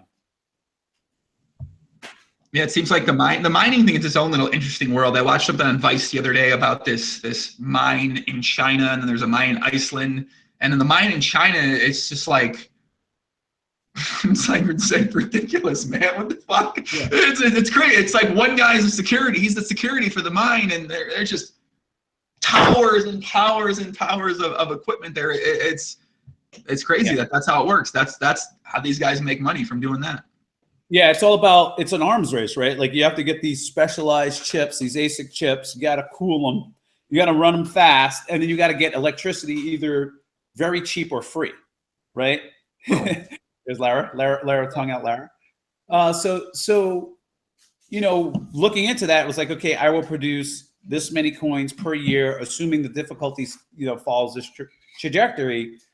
And, you know, I looked at the equipment costs, et cetera. It'd take about a year for me to recoup the capital costs. And I was like, well, I might as well just take the capital costs, buy the coins if I'm speculating what they're going to do. And if the demand remains constant, Bitcoin must go up in value. It must, right? There's just, you can't, the mining complexity just gets harder and harder and harder, and fewer coins get produced and produced. So if you have this draw and these transactions that are going on, et cetera, the value of the coins must go up in order to support the mining equipment. Mm-hmm. But you can lose demand like that. Well, people in chat are talking about poker. I say we get back into poker. So prop betting, Bill. How is it gonna feel? Now, I want to say this before we get into this. I was the only person who took Jamie Staples and Matt Staples' side when this prop bet was made. I'm on the record as saying that this is a winning bet for them. They're going to take it down. Now my boy Mike Vacanti's hard in the mix, and I'm more confident than ever. I'm buying up every stock that someone out there wants to sell. I don't think they're going to win the bet. How is it going to feel when you have to give the money to Matt and Jamie when they win this prop bet? It's probably going to feel pretty good, but at the same time, maybe not that good. What do you think? Yeah, not as good. Like, I would love for them to lose by a pound. Like, just like Jamie to be at like 185 and Matt to be at like 183. You know, like, just they get the life value out of it. You know, he gets 10 to 15 years out of his life. His quality of life goes up by more than that. They're happy that they've done something incredible. And I get $3,000. I get $3,000. You know what I mean? Like, I'm gonna go hang out, you know, like I'm gonna go do some things, but I would be happy to pay him. Like, I'm really, when Jamie first started, I was like, oh my gosh, there's no way he's going to win. He's not really taking this seriously. You know, he's like, oh, I'm drinking, whatever. And I was like, what do you mean? You can't have alcohol. Like, do you understand what you have to do? And now that he's got his trainer, his vlog, et cetera, I think like the public eye watching him kind of has him going, you know, it's an extra motivating factor, right? And he's gotten into some healthy routines. So the odds have definitely changed, you know. Doug Polk was like, no shot. Remember that? Oh, I remember that, Bill. I remember that. And I said, I think they're going to take it down, especially when I knew Mike was thinking about getting in the mix. Mike, you know, he's a hardworking guy. He's crazy too. So he's I think he's going over there for 5 months or something like that. So it's still like, they still have Upwell, you know, he's been on pace so far, but he's about to hit a wall, right? Because he's going to drop, let's say he was 300 pounds, right? He's going to drop 1/6 his weight, right? His energy expenditure has to go up 1/6 to keep that pace, right? Like, walking a mile is not going to do it when he's down to 225, right? He's going to have to walk a mile and a half, 2 miles. You know, I'm just using that as an example. Like, I'm just throwing out numbers, but it gets harder because he's not burning as many calories because the weight's off his back, right? Like, he just took 50 pounds off his back, right? And now he's not walking around with a weight rest. So he has to like train harder, spend more time doing it. And that treadmill, it keeps going, right? So we'll see when crunch time comes, like what they're gonna do. And his brother, I mean, I don't know what his brother's doing. Like that's might be the most interesting side of the story because I haven't seen a picture. I can't wait to see Matt. I can't wait to see him in person and be like, wow. And I think they want to cross it. Are you going to try to get them a little bit out of line when it comes to the stream boat? Or are you going to are you going to be a bad influence potentially, or are you going to be a good influence? I think I'll be immediate, you know, like we're there to have fun and there's going to be a lot of fun activities, right? And I'm sure there's a lot of places you can go hike and swim and stuff like that. But, you know, karaoke night, drinks might be flowing. There might be some pizza on the boat. Who knows, right? Like, it'll be a little bit of a vacation. It might be cheat week. When they're down for a month, I think he's going to bring his trainer down and vlog and do some nice hikes, right? There's a lot of nice places to go hiking there. So I think they're determined.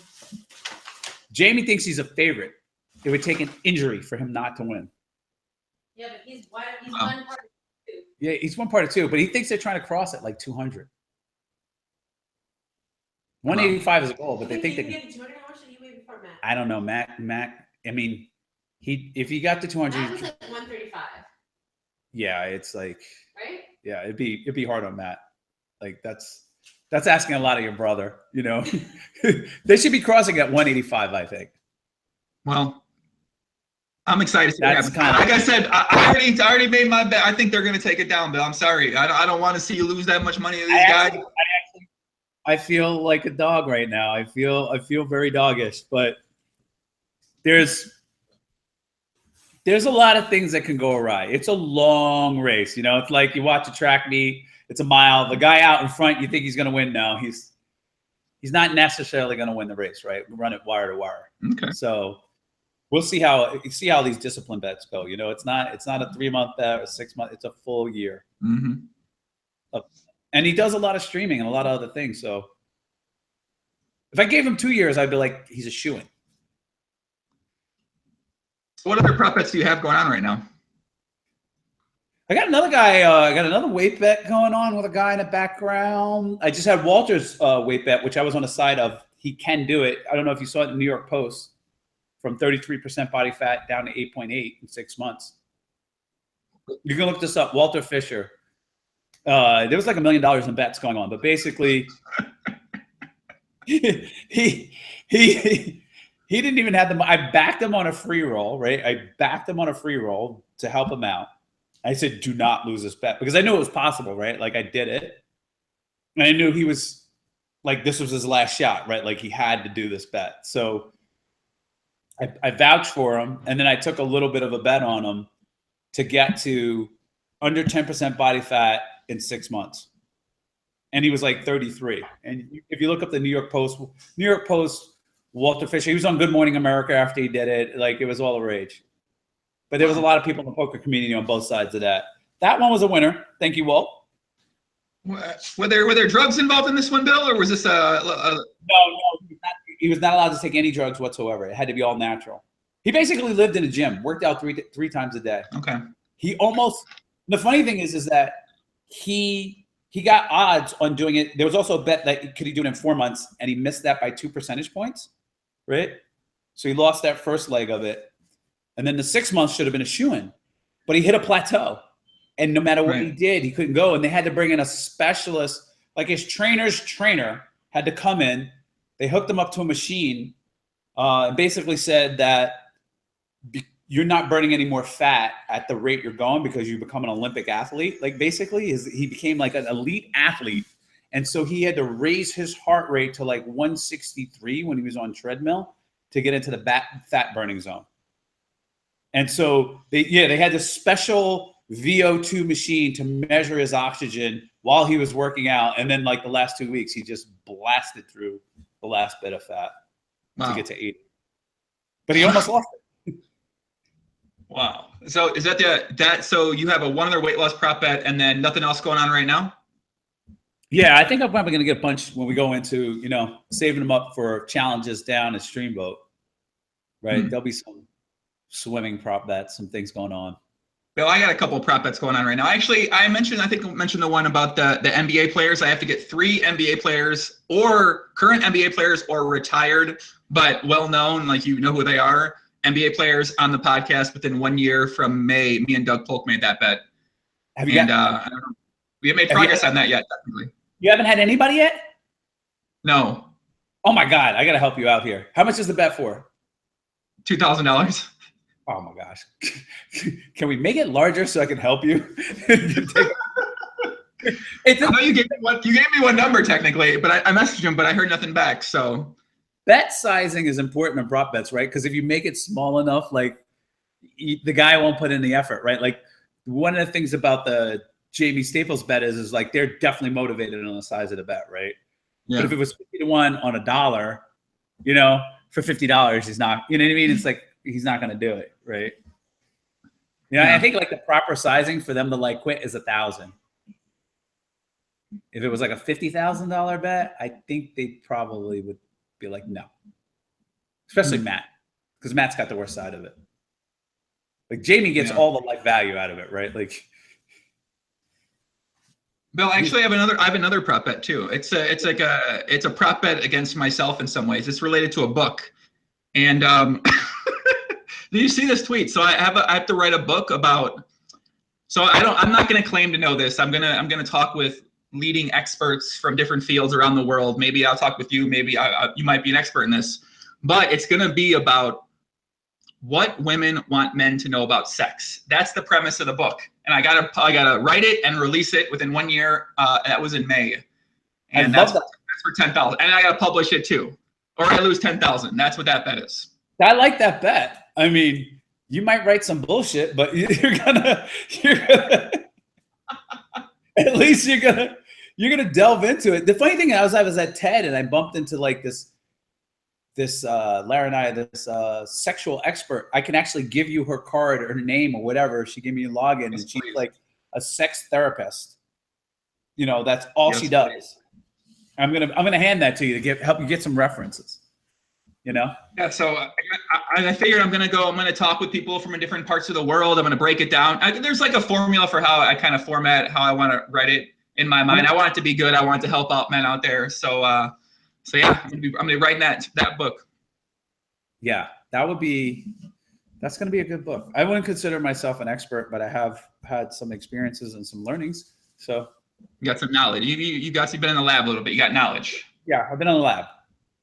Bill, I might make one more prep bet too. Now I'm going to ask you about this, and this might be something where I'd ask you and Lara's help because you guys have this unlocked. So I just joined Instagram. I'm new to Instagram, and obviously poker, it's kind of a small little niche area. It doesn't too much on there, but a couple people want to make a bet with me that I can get up to 100,000 followers on there. I have about 10,000 right now in 6 months or less. What do you guys think about that? Think that's a good bet or a bad bet? And you can't buy them, right? I can't buy them. No, this would have to be me doing something actual, whatever, however it is. But I can't buy the followers. Yeah. So yeah, you can do it. It's going to take some work, right? Like you go hang out with Dan for a little bit. You know what I mean? Take some pictures with Kevin Hart. Just find famous people. Go hang out, play cards with them, and take pictures with them. You're going to get followed, right? Right, you go hang out with Miley Cyrus or whoever. What are you talking about? What the fuck am I gonna have Miley Cyrus? I don't know. Find her.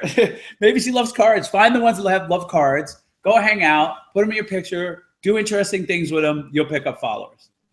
But it's gonna be tough without, I got an idea, Bill. I'm gonna find an Instagram girlfriend. Someone who's popular on Instagram. But the problem is like, Lara used to do Vine, right? Like she did all these Vines and stuff like that. And she built up a following doing comedy skits. And then she also puts a bikini out and, and has her ass hanging out in a bikini. Those type of people that follow her don't want to follow you necessarily, right? Like they just have their pocket of Instagram girls they follow to look at like the latest photo, right? Like they're soft porn, right? And then they won't follow you. So like, they're actually mad. We got to give them a reason. We got to give them a reason to follow. Okay, all right. Okay, I'm getting some ideas in my mind. Like have like little videos you play in like card games with like other famous people. That's come play our Omaha game. I don't know if they let you play though. You're too good. Yeah. Listen, I'm willing to try the game out, Bill. I don't know. I'm willing to try the game out for sure. It's like the paradox of like poker players is, you might like playing online and like somebody wants to play and you playing a game or whatever against me or somebody wants to play online, whatever. And you're like, oh, I have massive edge versus playing me. But like, you just do not get in the juiciest games, right? So you spend your whole, your life getting good at poker and blah, blah, blah, and playing in tournaments, but it's like, you're just never playing in the juicy cash game. Like you just can't get in, right? Unless somebody like really has a lot of pull, get you into those games. And so like it's one of the few industries where getting notoriety actually caps your earnings. Right. Right. To some degree, I mean, there's still some guys that get it. There's some very well-known guys that I think we both know who get into very good games because of who they are and their personality and the way that they interact with everyone in the game. Yeah, if they have a good, if you fly over to like Macau and stuff like that, those Asian games, and you give action, you're gambling, they'll let you in because they like personalities and have a menagerie, right? And there's certain people who know one of the players in the game, they get them in and they have to give a piece away to the guy who's running the game or whatever. Right. Yeah. And like that happens. But by and large, right, like Ryan Reese, you know what I mean? Duhamel, the guys who win the World Series of Poker, right? They're just, if the business guys sit down or whatever, they're like, this guy can't play, get out of here, and they won't show up to your game. Right. And I've seen a lot of LA poker games kind of die because, the regulars, are like, we don't want to play with this pro, right? This guy's a pro or a semi-pro or whatever, right? Like he's too good. Mm-hmm. This guy makes a living. It's obviously known he's a pro. It's like a tax at the game, right? We don't want to pay the pro tax, right? I don't mind losing, they don't mind losing millions of dollars to this guy, but like they don't want to lose a cent to the pro, right? They just feel it's like unfair. So I think that's kind of like one of the interesting things about poker is that you really don't want to be famous if you want to really make money playing poker. I guess someone like Dan Bilzerian, who I don't know how much poker he's still playing now, but it seems like he's very famous, debatably one of the most famous poker players in the world, and he's able to still get into some of, I'm sure, I can't imagine some of the games he's may be able to get into. He's not famous though for being good at poker, right? He's famous for being Dan Bilzerian, leading a hedonist lifestyle, right? Like guns and babes, right? Like so, and he's not like the greatest poker player, but at high stakes, he's very tough, right? And he's played in the highest, he's played in the 10 million buy-in game, heads up, blah, blah, blah, right? Like, so, Doug Polk is never getting in that game, ever, right? And so he's going to have to, win which he's able to do, right? He's going to have to win these high roller events, right? Cash in these events, et cetera, do well in those events. Whereas, high rollers are nice and all, but like, that happens almost every other night. You know what I mean? Like third place happens every night, right? in these cash games. And so I think it's one of the paradoxes about poker life, because you eventually just wind up playing against very good pros. You have very little edge over those guys, and then you sit at a table, it's 6 pros and 1 weaker player, right? And so then like, your edge is, you know what I mean? Mm-hmm. Usually, you can find yourself in a situation where the weaker guy causes a car crash. That's what I love to do, right? This guy causes a car crash between 2 pros, right? And 2 pros get in a pot. This guy gets stacked. He's pissed. You know what I mean? From the other pro, and the guy who's like the fish at the table is just like, sorry, And so Bill, would you ever play in a poker game and be using 2 iPads at one time? Wait, what? Poker game and have 2 iPads? Would you ever be playing in a live poker game and use 2 iPads at the same time? No, that'd be no. I haven't done it. I don't think I would do it. Maybe 1 iPad, but no, not a live poker game. Like, it's just, we have a fine like situation. Like the phones are already a distraction. So if the action's to you and you're on your phone, you have $100 into the charity pot and it goes into charity. It's one of the better rules. So imagine 2 iPods. It'd be like, you can prepay though. You can use your phone and delay the game because it's only like a 5. Like, hey, get off your phone to see what you act. If you pay $1,000 in advance, you can buy out into the charity to use your phone. But 2 iPads live, no. Why? What is this 2 iPad thing? I hear stuff about that. Listen, I put a tweet out the other day. I heard about there's games where people are using 2 because what they do, they play the untracked sites in these other countries. So I don't want to mention the sites because people get fucking pissed at me when I talk about them. But there are these countries that you can play on. You play on them through the iPad. So some of these guys will play on 1 or 2 iPads while they're playing live poker as well too. Complete degenerates. Sounds like Jason Mercier. Complete poker degenerate. Yeah. And a great. So if anyone ever sees me playing on 2 iPads, if anyone sees me playing on 2 iPads ever, you can come up and punch me as hard as you fucking can in the face. Okay, that is a thing out there. If you see me playing on 2 iPads at a live poker table, please come punch me. I can't. Come on, don't let me do that to myself, please. No, and like when I'm playing at the games and live games, generally, like there's very interesting people at the table, so I want to hear what they're talking about. I want to hear their stories. I try to want to be more connected in those scenarios, right? Coming from that aspect. I have so many questions about these connections that you might be making at these games, but I don't want to put you on the spot with those ones. Andrew L says, well, like you're like I've done. I got to know Dan originally through poker, and then we got closer because we both, I went to Choice, and then I got him to go to Choice. Not too many people know that. And like I got like deal saving advice from his dad, which I would have never had I not known Dan, in that poker connection, right? Like, so that's one that I tell people frequently. There's other things, like I see people doing business deals and, I got this building, whatever. I got financing. I got EB5 money. I got, all these things are going on, when you get a bunch of, you know, bright people with varying expertise in different fields that, you know, they can help each other out. Yeah. You know, they like making shit happen. You know, I'm sure they do. you know, it could be just as much as, hey, I'm a dentist, I can give you a good dental deal. You know what I mean? Like, whatever. Don't do this with your teeth, or you know. Yeah. Like, Here, I put some on Twitter here. It says, if you have any questions for us, let me know. My buddy Adam Leviton, one of the main men in the DFS world, one of the hardest working guys. He probably puts out the most information. Maybe him and Evan Silva, another guy in DFS too, but does the most podcasts, does the most news stuff out there for DFS. Says, how does Bill balance an aggressive lifestyle with taking care of / being there for his kids? I have so much guilt whenever I leave mine. yeah. I would want to say it's a constant process of like discovery and learning. I definitely have that guilt, and I like miss my kids, especially since I'm divorced, right? So I already have them separated in time. So in a way, you know, when it's not school,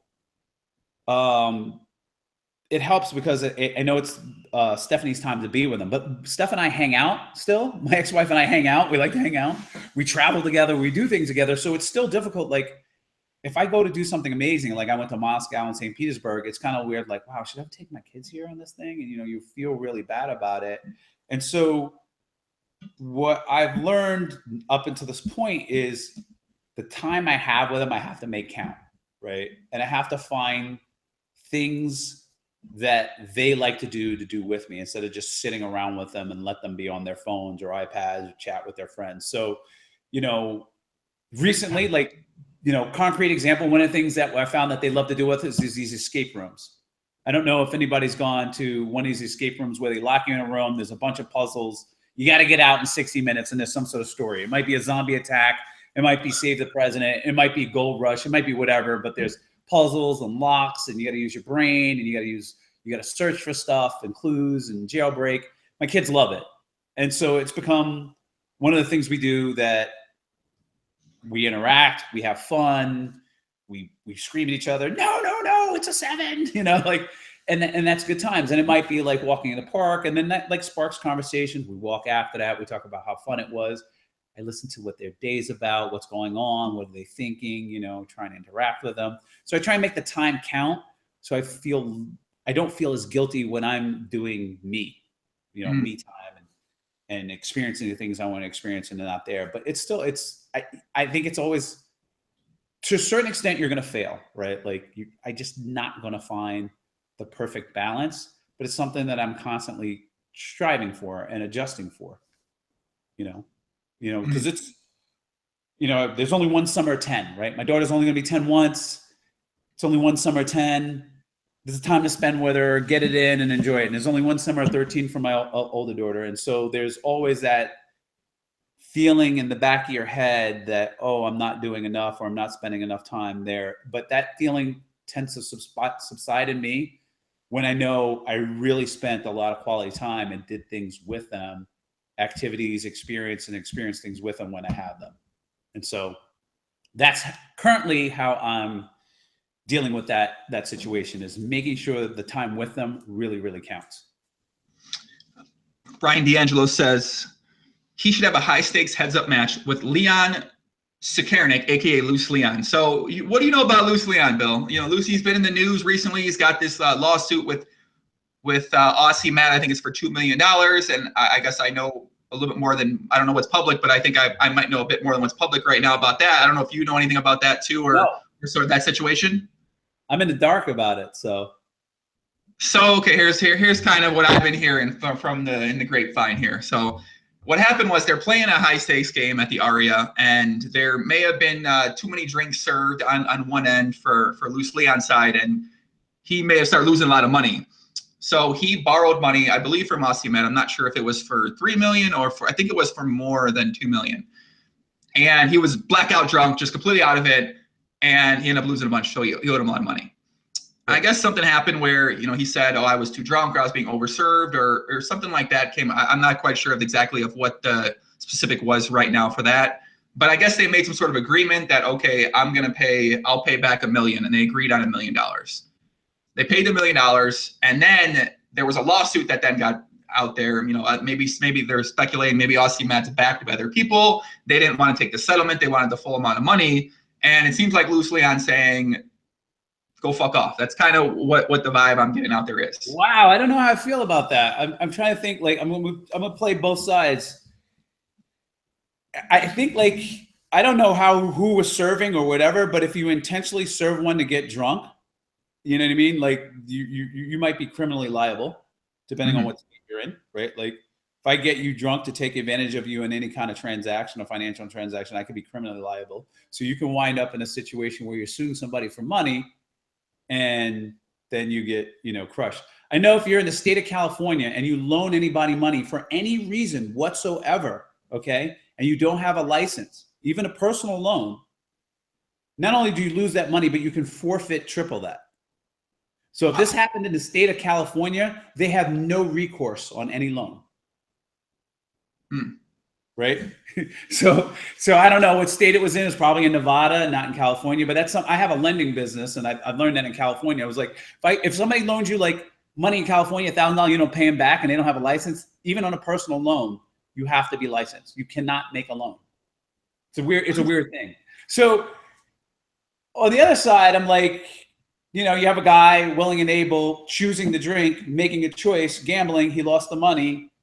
He should pay, right? So I don't know all the facts. I'd have to get all the facts and hear what was going on. And they actually made an agreement, right? So that's kind of That's the thing. Yeah. That's the basic thing, is to say, hey, you loan me money, whatever. I think these are the extenuating circumstances why I shouldn't pay. They have whatever. They made an agreement. It's over, right? Like, in theory, it should be over. I don't know how you can go back and say, no, this agreement is null and void. Depends on what state you're in. In Texas, they would be like, no, you made an agreement. It's binding. It's within 1 year. Done. California, I don't know. You know what I mean?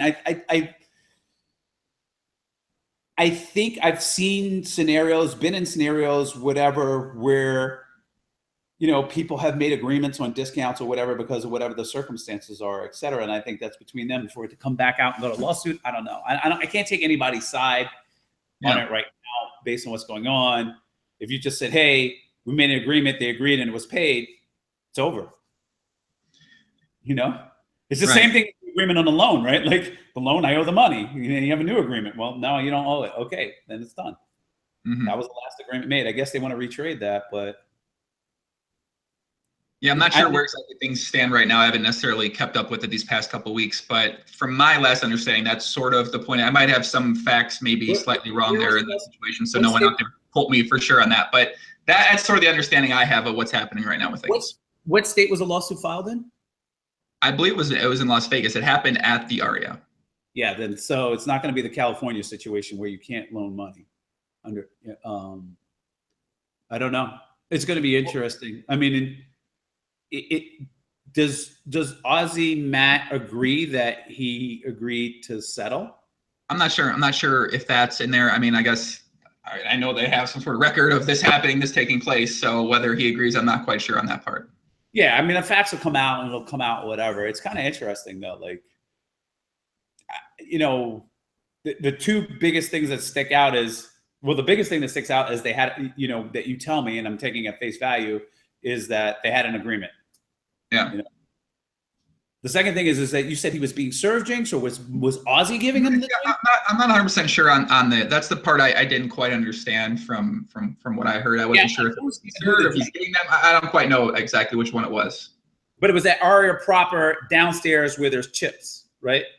I believe it was at the Aria. I don't quite know what room it was in. I would assume it's in the poker room, but maybe there's a chance it wasn't. I don't know. Maybe it wasn't. I guess I don't know where they played.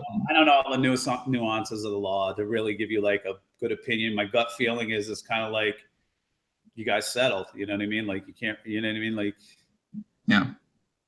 But that may be under, not like a real settlement or like a forced settlement. Like, I didn't really agree to it. You kind of had, you know what I mean? You just kind of said, this is all I'm paying, and that's it.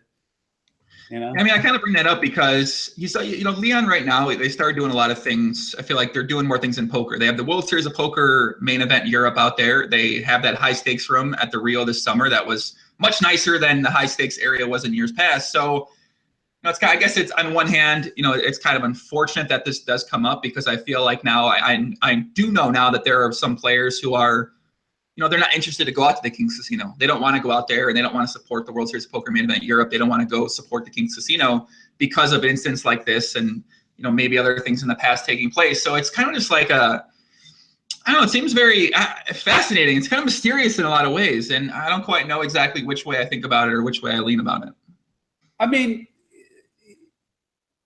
I think like there's a personal responsibility thing. Like if you're ordering drinks at the casino and you're drunk and Matt's not shipping you drinks, it's like you lose, right? Like there's been a lot of lawsuits. Like I was overseas served at a casino and I lost a bunch of money. And I think like without fail, I think like 9 out of 10 of these cases, like they lose, right? They're just like, you're responsible, you're drinking, you lose the money. They never get the money back, right? From the casino, whether they're playing craps or blackjack or whatever. So, following on that logic, it's like, Leon, you lose, right? Like that's your responsibility. But the only other extenuating factor is like he cut a, apparently if they cut an agreement, is like, did he agree? Yeah, you were too drunk and you shouldn't have been playing and I played with you? Or did you just agree, like, I'm not going to get any money, I might as well just get my Milski? Mm-hmm. I don't know. Now we're going to see what happens. It's kind of a fascinating story to me, just because the whole entire aspect, the King's Casino seems like they're trying to make a charge into poker. They're trying to build up some sort of brand. They're trying to do more content. They put out a lot of good high stakes streams as well too. So I feel like they have the potential to be a player in the poker world in the coming future. So I think it's a marketing disaster, though. Yeah, that's what I was thinking. Yeah, that's what it seems like. You just don't want to be known as the rich guy that doesn't pay. Like you just, no matter what the facts are, right? Like it's a marketing disaster. Like it's just, even if you're right, it's really hard to win in those scenarios because the headline is you didn't pay. You lost $3 million, you didn't pay, right? Yeah. No matter what the circumstances are, no matter what the agreement is. Yeah, they're gonna be like, unless somebody was like sneaking and shooting you up with heroin and they were scamming, you know what I mean? Like, which isn't the case. It's gonna be really hard for you to like come out of that like looking like the victor. And also, it's I guess it's vulnerable in a way. It's like, wait a minute, I was overserved, I was drinking. It's like, wait a minute, aren't you the business guy? Shouldn't you have your shit together? Like, how, you know what I mean? Like, you're held to a little bit higher of a standard, probably unfairly. I'm just saying media-wise. I'm not saying my opinion, but you're like expected not to get in that scenario, right? Like you're in the gambling world. You run a casino. You play poker. There's some level of expectation that you're not going to be the guy going, "Hey, I got overserved and I shouldn't have lost $3 million, right? And I shouldn't be borrowing $3 million at a table, right?" Like you don't expect that of, people of that stature, right? So I just think it's a marketing disaster and at best. Yeah. We find another question here from I put on Facebook as well too. My buddy James Rosenthal says, as a trader myself that wonders what it's like trading while traveling, does he find himself able to fully focus? Is that a priority for him in life? Or is he fully visionary at this point while having the actual day-to-day trading delegated to others? So position maintenance is delegated. Position putting on is myself. So, but we're not like, there's different types of traders. We trade basically seasonally, and we're fundamental. So we're not like changing the position constantly, right? Information comes out, then I monitor, and then I, change if needed, but it's not, the speed and pace of it is not like, microseconds, milliseconds, or even days, right? It's like weeks or months. So that's that part of the question. The second part is that generally my office space changes, so I'm able to spend time with people, but they don't get my full attention during trading hours, right? And it gets interrupted. So it's a blessing and a curse, right? Because people are like, well, you're there, but you're kind of not completely there, or you didn't really pay attention to what I just said because, the phone is up and the computer program's going and the charts and the graphs and the thing. And I check it, look at it, and then, oh, wait, I'm back with you, right? And so I've decided that it's better to be able to have your office on the boat, or in St. Petersburg or travel and see the world than to not have it at all, right? And so that requires me telling people, hey, it's a work day for me. I'm still going to be working. I'm here, but occasionally, if I don't acknowledge you, I'm not listening to you, right? Like if you just randomly start talking and I'm doing this, I can't hear you. Like I literally can't hear you because I'm focused on this and I have to get back to them. And by and large, the people close to me, they accept me. I just have to really like explain that to other people when they show up. It's like, hey, it's a real work day instead of being in a cubicle, which is unnecessary and would rob me of hours of my life.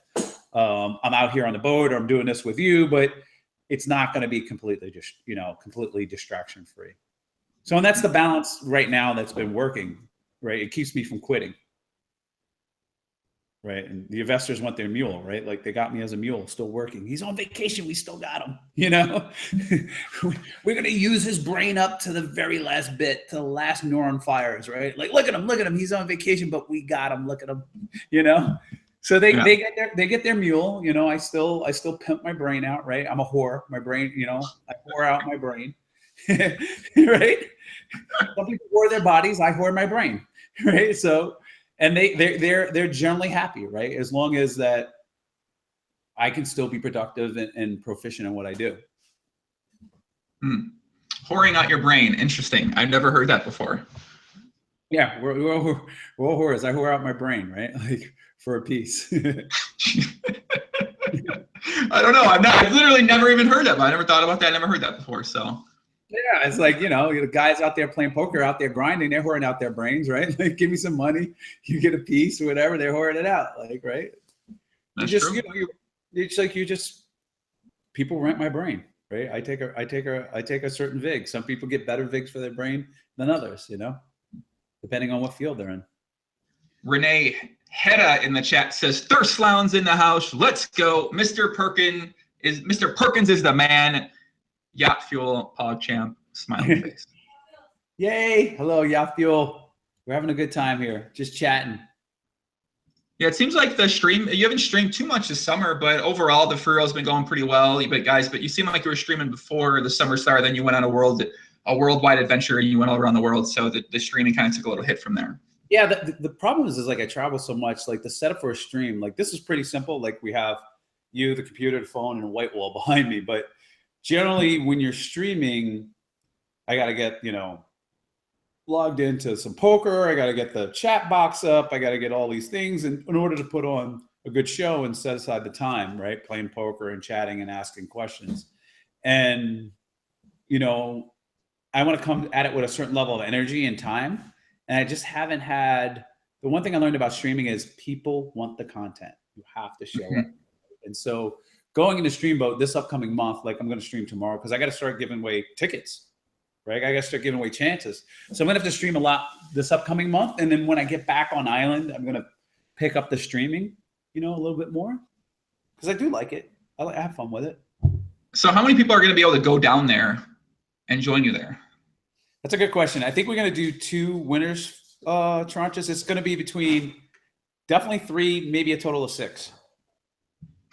Right. Okay. It's Streamboat month, right? So when Jamie and those guys are going to get down there, they're going to be down there for a month, and we're going to have like 2 different 4-day periods where winners can come down. That's kind of the current plan. Is Lara going to be down there for a lot of that too? I hope so. You going to abandon me during Streamboat? Or you going to come down? She's gonna be down there for. She said, "I'm coming down here for." She's yeah, she's gonna come down. Are all the guys when they go there? Are they in love with Lara? I imagine. I don't know how many women are down there, but if she's down there, she may be doing her dance move. I don't know. I'm sure the guys might say, "Huh?" Yeah, fun. She's chill. She's just like like Lara is kind of like the coolest girlfriend ever, like best girlfriend ever. She's just like really chill, down to earth, hangs out with everybody. Snorkels, swims, does whatever. And so. They have a good time, but they go out on an island like you're one of the guys. But we do need, that's one of the things, actually, one winner will like almost is guaranteed to be a woman. Whether we have a women's only tournament or women's submission or whatever, like it's just the outreach to the female mind to get into poker is very weak in the poker industry. And you know, people tend to do things they see other people doing successful. Like right now, like women doctors, like they kind of run it, right? Like in the next, if you go to like med school or go into like, you know, the new crop of doctors, it's like females, right? Like, because more women becoming doctors. Oh, I can be a doctor too, whatever it's going on, right? Like, so we need more female ambassadors for poker, and not just the super wizards, you know, or top ambassadors, right? Like, because, you know, there's Liv and, you know, Vanessa and Jessica and whoever, right? That are very good professional poker players, but there's a lot of women out there that's like, I don't want to be a professional poker player, but I do like the game. I am kind of interested. What do you mean? He bluffed. He won that much money. I would love to do that too. You know what I mean? Like, we need that kind of going in as well. And that's kind of like what I was talking about earlier in terms of the poker outreach, in terms of lifestyle, et cetera. It's like, poker's for you too. We need female poker players. So there's going to be a woman down there, is what you're saying. A women poker player down there. Yes. Guys, you've been asking the question in the chat. Yes, I will be joining the stream boat down there at some point in time. No, I don't know. We'll get you down there. You come down. We're down there for a month, so like there's plenty of time for people to just pop in and like show up or whatever. Boat gets crowded, so you know you have to pick a low activity and now. Listen, I don't need to go on no boat. I'm not trying to go in the water. I can't swim. You know, I haven't never learned. So I don't. We have sea bobs for you. You can get on a sea bob. You know. I'm not getting on a sea bob. I will die if I go on a sea bob. Yeah, I promise you won't. I will not let you die. I'll give you. We'll write your insurance policy. You can't swim. I see a bet coming. Yeah, I do see a bet coming. Now we got a prop bet for him. I might have to. What's the bet? I have to like. You have to give him swimming lessons and have him swim to the other island. What the fuck are you talking about? You go ocean swim for 3 miles, 2 miles. We'll give you a 2 mile ocean swim. Can you do that? I can't. I've never swam before. How can I know if I can swim an island? This is just, how does a perfectly good white boy not know how to swim in the United States of America? And he's by the water. He's like in Miami half the time. You know, I don't know what's going on. I grew up in Chicago, Bill. Come on, there's no water. Lake Michigan ain't water. Yeah, that's cold. I can understand that. All right, we understand your problem. So what we need to do is get you some swim lessons. You know, get you a swim coach. Join the Y. Go indoors, get some swim lessons, and then you could do like the ocean swim challenge. What the fuck, man? We'll get you down. Yeah, we definitely got to get him down now. This is great. Like something he's never done before, yeah, and now he's got to do an ocean swim. Aren't there there's sharks in this water, right? No. No sharks are gonna mess with you. No. First mate Kate can save us. Yeah, first mate Kate can save you, or one of the mates can save you. I'll save you. We'll be right beside you as you swim. How long do I get? Well, Streamboat starts in a month, so you better get to the Y.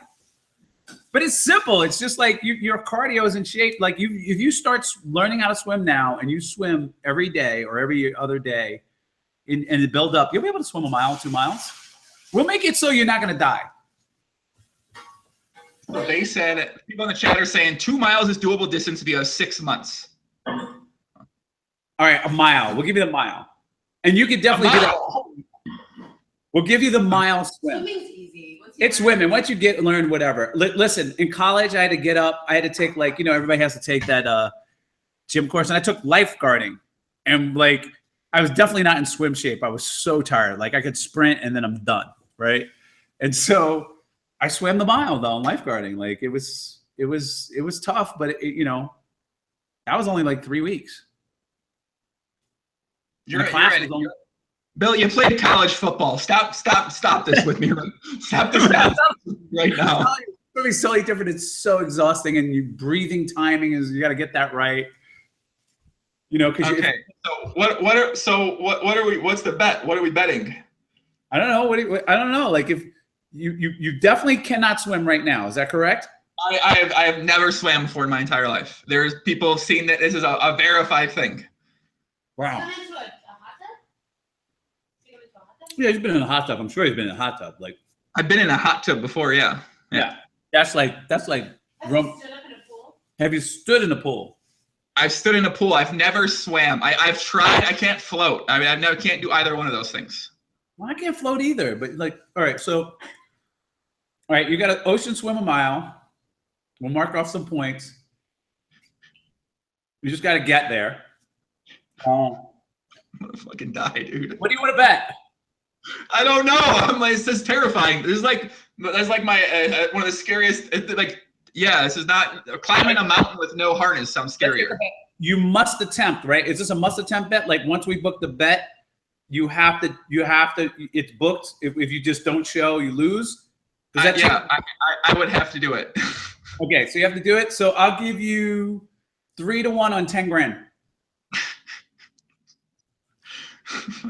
Dude, there's no way I can do it. I don't even know if I can like I don't know how hard this is or not. I have no context on that. It's easy. It's so easy. At your age too, you're not like a little kid who's scared to stick his face in the water and all that other stuff. You're gonna learn how to swim easy. Then it's just building your endurance. All right, let me like in one lesson you're gonna learn how to swim, and then it's just a coach getting your technique down. A fucking coach, my God. The water's like 85 degrees in the Caribbean right now, so it's gonna be nice and warm. It's like gonna be like swim. You know, you're gonna be chilling. Mm-hmm. I'll let you know. I'll think about it. I have. Swim. He can start from the yacht club and swim the Christmas Cove. We'll meet him at the pizza boat. I think that's a mile. Yeah, that's a good swim. I think it's a mile, right? You think it's a mile?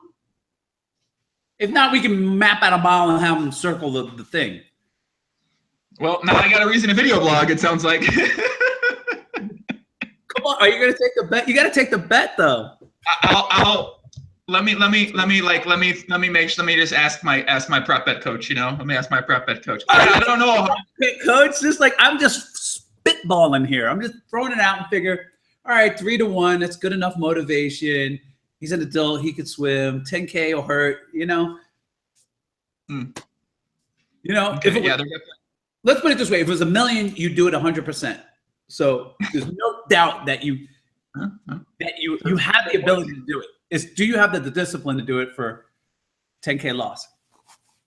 It's a discipline bet, like most bets. I mean, it's kind of not. It's an endurance. You got to get in the shape to do it. I mean, it's like maybe you can't get in that shape. Of course you can. It's only a mile, and you're swimming, for God's sakes. Okay.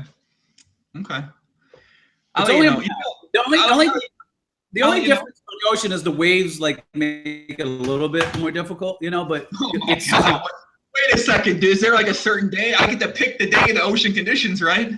You can pick the day and ocean conditions. You just have to do it during stream boat month. When's the stream boat start?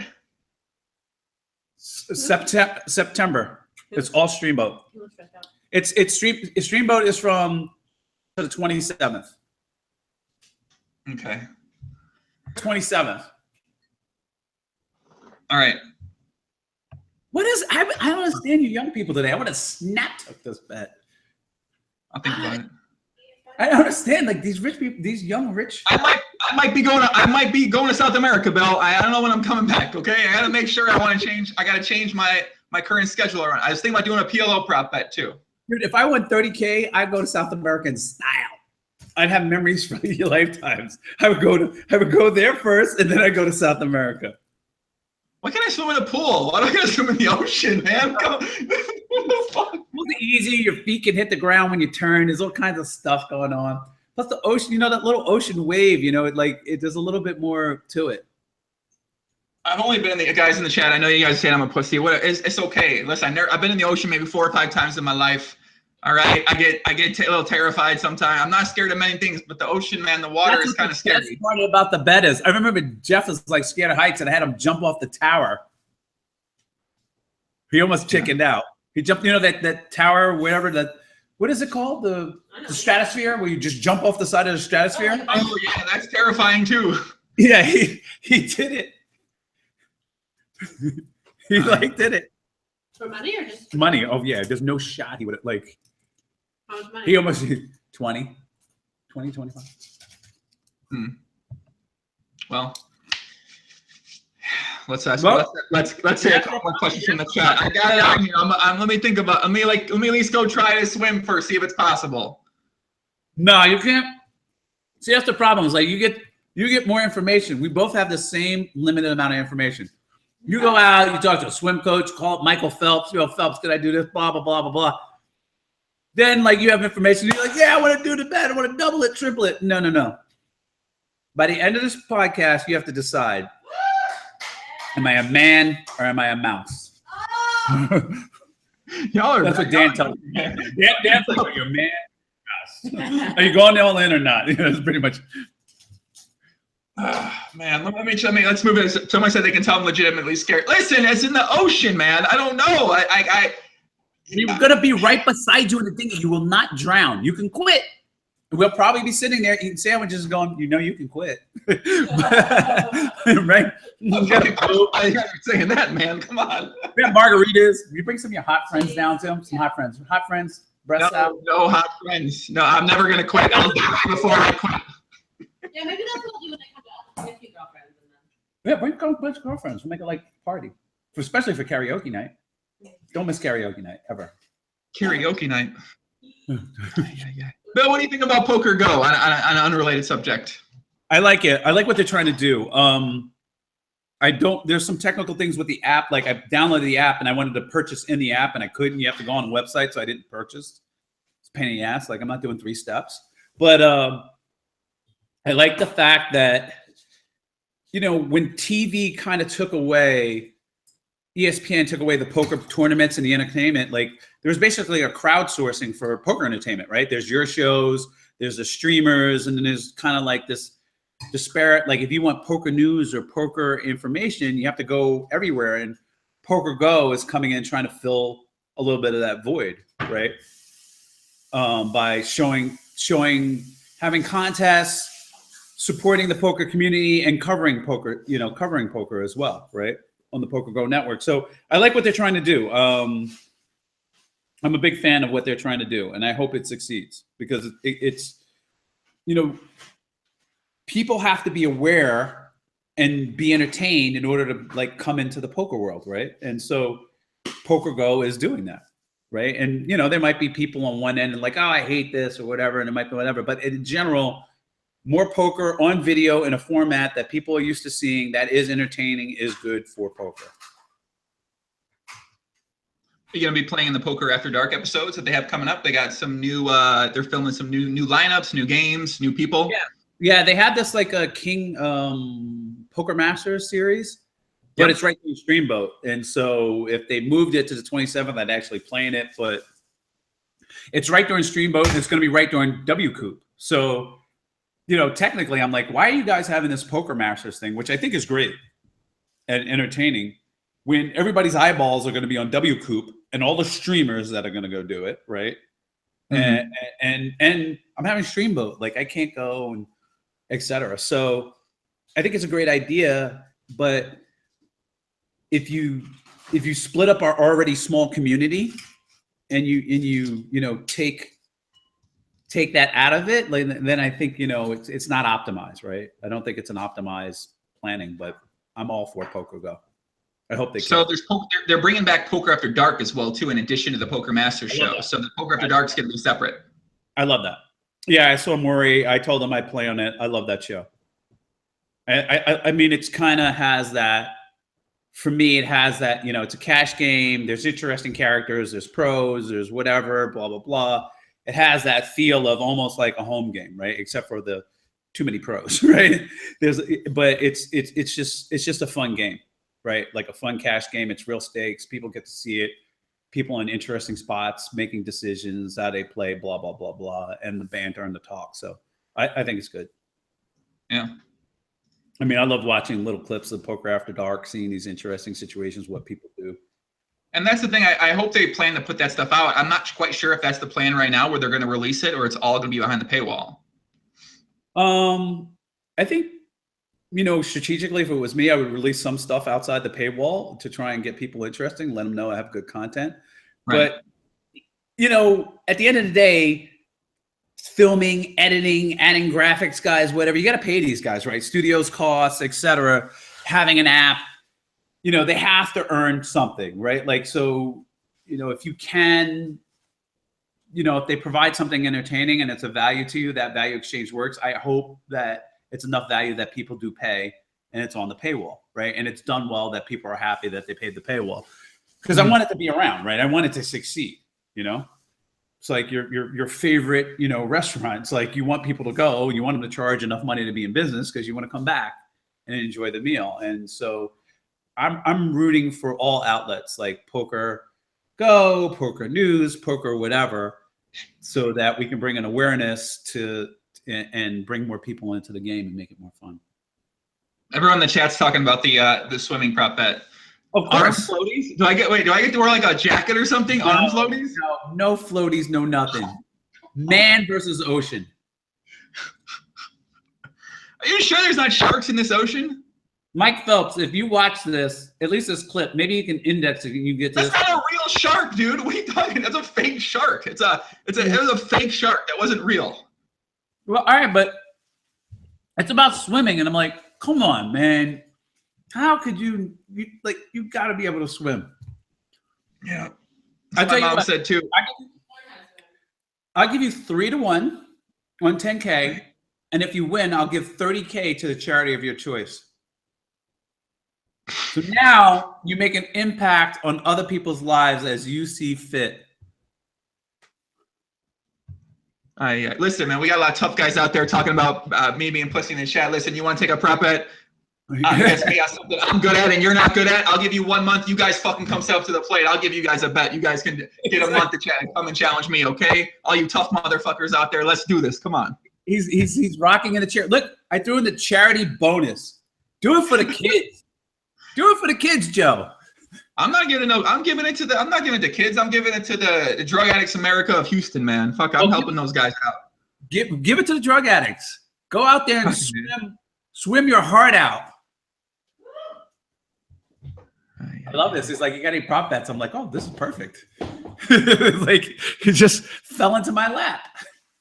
Yeah. I think that would be fun. Like, I think you could do a lot of side bets. So I'd be a lot of action on this one. Yeah. You'd get a lot of action against or on. I think a lot of people would go, you know, like, I think it'd be equally, I think it's like a pretty good line. Like, if you said, hey, I'm going to do it, I'm going to try, like, I think you get a lot of people on both sides of that. I'll be honest with you, Bill. If I take this bet, I'm going to swim the entire day until the mid-September. I'll be swimming every day. I'll go swim 5 hours a day. I don't think you'll do that, but I will tell you this: you'll be maybe not, right? You're going to be ripped. That's a good point. You're right. Swimmers do get they do get in shape. You're going to be in really good shape. Do I got to bet so much? Like, I mean, we already got the amount. It's 10 by 30. I can't like over incentivize you.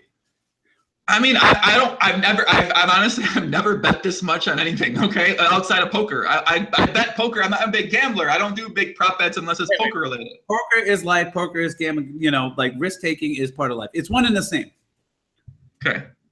So you have limited information. You really don't know, you know, ocean swimming, but it's not that bad. You know, it's the Caribbean. It's pretty clean. It's a mile. It's not too far. It's warm. You have some information. You never swam. You don't know how your lungs are going to feel, but you know, you figure you run a mile, you can transfer. What about 5 for 15? I'll do 5. We can do 5 for 15. I don't 10K. I mean, I don't care how. That just seems spewy to me. I never come on. All right, 5 for 15. So 5,000 versus my 15,000. Do we have a bet? Do we have a bet? All right, we're booked. Fine. So by the end of September, you gotta do it. Fuck, I'm gonna fucking die, dude. No floaties, no fins, no whatever. It's just a human body. You can swim naked if you want, or you can have like, you know, swim trunks on, but no floaty type materials, whatever. Mile ocean swim. And it's salt water. It's not as hard. Yeah, it's salt. It's salt water. You'll float a little bit better. It's actually very salty down there. Okay, so by the end of Streamboat, I get to do it. Yeah, by the end of Streamboat. Oh wow, we got our first Streamboat bet. Put it up.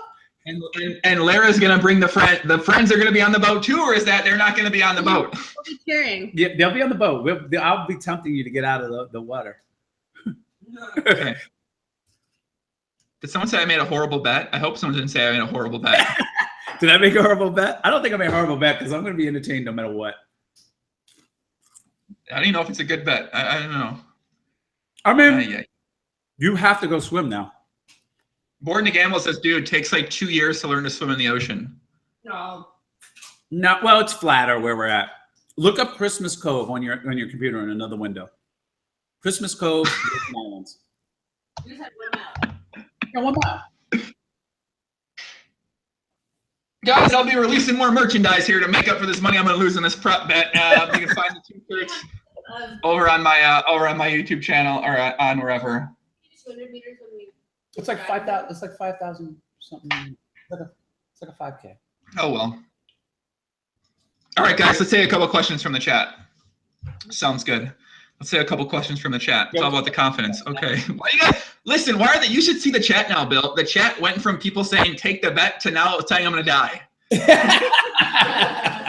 They're trying to get you. They love entertainment. Listen, it's human nature. People like a success, but they love a failure. They just do. People like success, but they really love a failure. I don't know why, but it just is. So they're like, yeah, you can do it. You can do it. As soon as you did it, like, you're going to die. We can't wait to see you give up. You know, it's just, I don't know, that fall from grace. There's some part of human nature that just loves to see people fail. I think it validates their own cowardice from trying great things, right? Like, well, that guy failed. See, that's why I don't try great things. But I don't know. That's my theory. I'm working on it. Joey just paid $5K to swimming lessons. You just paid $5K to what? I just paid $5,000 for swimming lessons. It sounds like. Hey, you know what? You know what, guys? Listen, man. My nickname's Prop Bet King. I can't remember. I've only lost maybe 1 or 2 prop bets in my life, and I've done some. I played more hands than anybody's ever played in a month at both games, PLO and No Limit, and in a day as well too. So if anybody can do it, I can do it. I will be going to swim tomorrow. I got a hot Pilates class and that I'm doing with this a friend of mine, and then I'm going to go swim. And think about this. At the end of the day, you're going to learn how to swim. And whenever you're on a ferry or whatever, you're never going to be paranoid about the ferry going down because you can swim probably better than the average swimmer by the end of the day. Lara jumping in. Me. Hey. let's hope so. Let's hope so. Guys in the chat, to give a couple questions for Bill or for Lara here. And yeah. Timex said, can I get 5K on Joey? Yes. Timex wants to bet 5K on me. I got you booked. If that's any chance to get Timex money, done. Okay. Which prop bets have I lost? I lost the play money prop bet on PokerStars, and it was a prop bet a long time ago, but I barely lost both of those, so they were close. But yeah, I'll take a couple questions, see if we got some more in there. Lara, what's going on? You want to say something to the people? I don't think they've actually officially met you. Yeah, hi. What's up, everybody? This is Lara Sebastian. I look a little crazy right now. Yeah, we went surfing, so I she felt got left surfing. out, so. Yeah, she just jumped in. Yeah. My girlfriend. Lara, do you know how to swim? Yes. Yeah, I learned how to swim like when I could walk because my grandma had a pool in her building in her apartment complex, and I used to go, spend the afternoons or whatever with her while my mom was at work and just swam. I remember going into kindergarten, and we had swimming lessons in kindergarten. Yeah. And they gave us all water wings, and I was like, no, I'm not wearing water wings. Like, I know how to swim, and they're like, okay, well, if you know how to swim from here to there. And I was like, no problem. Jumped in the pool, swam. Everyone else in the class had water wings. My kids start swimming right away, and I was one of those kids they sent to the YMCA. So take the city kid, throw them in the YMCA. Yeah. Mm. Yeah. Actually, and also You could swim a mile when you were in kindergarten. It sounds like. Yeah, pretty much. Actually, when I was 8, I could swim a mile. Oh, pretty good I swimmer. could swim a mile now. When I was swimming really deep to go, my dad used to take us to the pool a lot too, and I used to go to the deep end and go dive for heavy rings that they, weighted rings that they put at the bottom of the pool. I couldn't swim a mile right now. I just want to let you know I cannot swim a mile right now in the ocean. Well, why didn't you tell me that before, Bill? What the hell? It's just, I didn't ask. You didn't ask, but I can swim a mile. A mile is like a pain in the ass. I would just be like, oh. It would be exhausting. It would be exhausting. I'd be back to Yeah. You know what? I'm going to get in such good shape. I don't even care, man. I'm in. Now I'm excited. Timex says he's going to bet on me. I feel better about the situation right now. Yeah. It's such a good workout to me. It's so good for your body, for your joints, for your bones, because there's no you don't absorb into the ground. And you can't take more than like, let's see, a waking day. So we want to be out there more than 12 hours. What do you mean? I'm gonna be 12 hours? What are you talking about?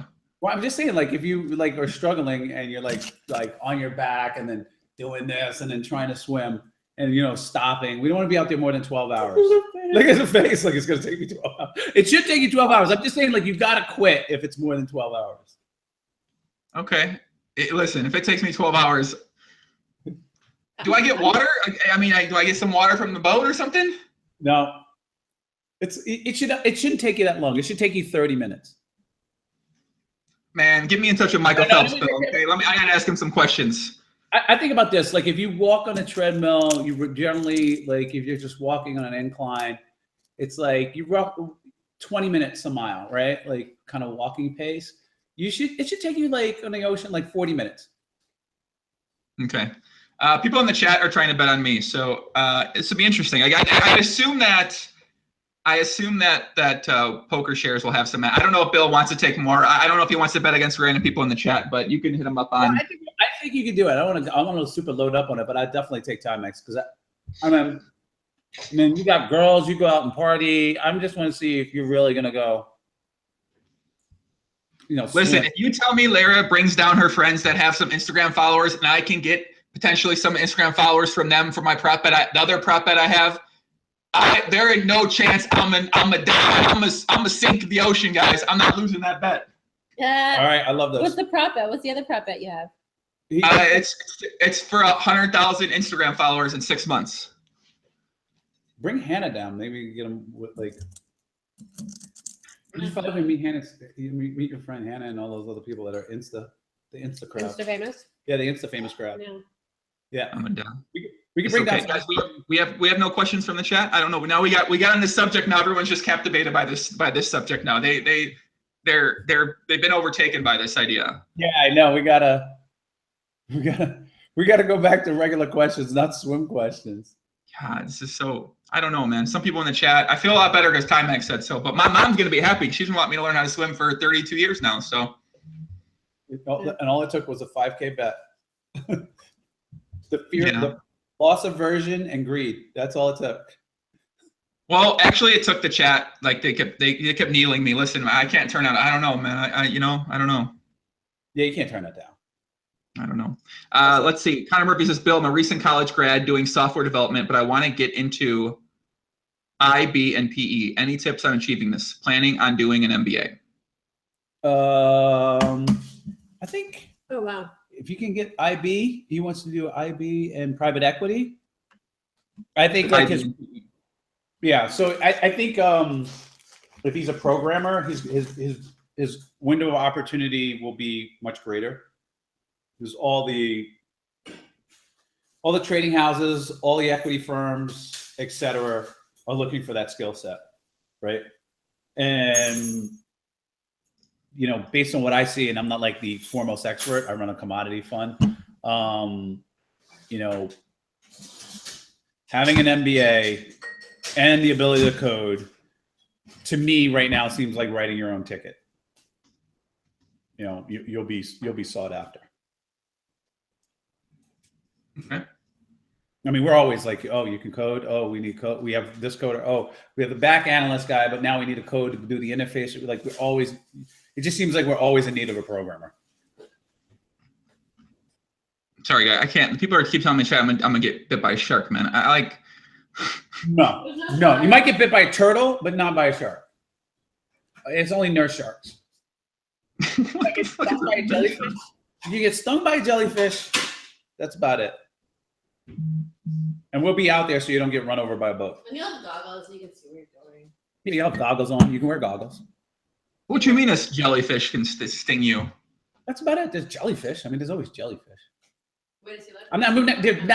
They're not going to be there wherever, but you could get stung by jellyfish. That's like the most risk you're going to take. What the fuck, man? Jellies. If I lose this bet, I get to propose a prop bet back to try to win it back, by the way, too. Yeah, that's fine. I'm into challenges. Perfect, because we're going to give you. I already know what the challenge is going to be for you. I mean, you're going to do the challenge though, because it's not a hard challenge. No matter if you actually decide to do it. I think. Yeah, it's generally like most of these most of these bets are discipline bets. Like, you don't know how to swim. It's like, yeah, but in a month, you can learn how to swim a mile easily. You actually have, you have a lot of time. Technically, I have like 2 months, so I don't want to put it out there and say. I'll say month sounds month sounds more sexy. It's to the end of the 27th, so you get down there. We'll stick you in the water. We'll have it measured out. By the time you get there, it'll be peachy. I gotta say, Bill, as terrifying as this is, it gets me kind of exciting. I'm looking for something to give me that, bring that excitement back, bring that motivation back that poker has brought me. So this is it's kind of fun, man. I'm pretty pumped about this. I feel like I got a purpose right now, a purpose to swim a mile. And it's technique, right? It's like managing your breathing. That's like really it, right? You don't want to have 160 heart rate in the water and then inadvertently take a gulp of water. That's not good. Yeah. James says, just piss on it if you get stung, Joey. Okay, I'll let Bill do that. Go ahead again. No problem. Timex says, a market's already up on poker shares, plus 220, yes, minus 286, no. There you go. He said, you got the best of it. You got some edge. Clairvoyant says, if you were to die tomorrow, Bill, would you die happy, or is there something left in your life that you feel like you need to accomplish before you go? I'd be kind of pissed because I want a longer life and certain things I want to see, but I try to live each day as if it was close to my last, right? It can't be my exact last, right? Because there'd be too much to do in the day, right? And the things, but I try and be right with the people that are in my life, let them know how I feel about them and show it instead of just saying it. I'm going out and trying to experience the things that I know I want to experience. And I'm also open to potluck because I don't want to have what I call extrapolation error of experiences. And so like, I'll explain that. It may be interesting to you. So if like you grow up in a certain culture, like in the United States, right? You eat certain foods, you tend to like certain things, you see certain types of entertainment, your humor is a certain way, right? And so you get programmed from like, 4 years old till 21 to like certain things, right? And if you go over to another culture, like you go over to China or Japan, right? Like fried crickets on a stick or delicately, these roaches or whatever, they've different tastes, different things they've been programmed to like. And so what you start to realize is that the things I like, I've been programmed to like, right? I'm not my true, authentic 6-year-old self. Like the whole world is available to me. Let me see what I like, right? I've been totally trained to like certain foods, certain type of vacations, certain activities, etc. And even within that American culture, there's subcultures, right? I was born in Jersey City and blah, blah, blah, and city life, whatever, that then trains me to like certain things. So I'm concerned as I go out and I take these trips and I choose places to go, that it's just extrapolation error, right? It's just, I've been trained to like this, and this is the natural vacation I would choose. And these are the natural places I would go. So I would be upset that I didn't take a lot of off the beaten path and things that were not immediately appealing to me, or maybe unappealing, and done those things, right? Because I feel that to a certain extent, my life is very cookie cutter and not as authentic as it could be in terms of my choices, because it can't be, because all I'm doing is choosing what I've been trained to like without even being aware of it. So I want to introduce some more random experiences in my life. But aside from that, just being right with the people that are in my life, making sure that they're taken care of, making sure that I have shown them what they mean to me. I think I would be generally satisfied with that, and be pissed that I'm missing out on more experiences. That's my answer. Connor asks, didn't Bill do a TED Talk? How was that? No, I have not done the TED Talk. Yeah, I don't think you did one. I think when I finally finish my book and the app, I might have something interesting to talk about the TED. I disagree, but I can understand where you might be coming from. I think that you could do a TED Talk right now. I'm fairly confident when I say that. Yes. Talk about it. Yeah.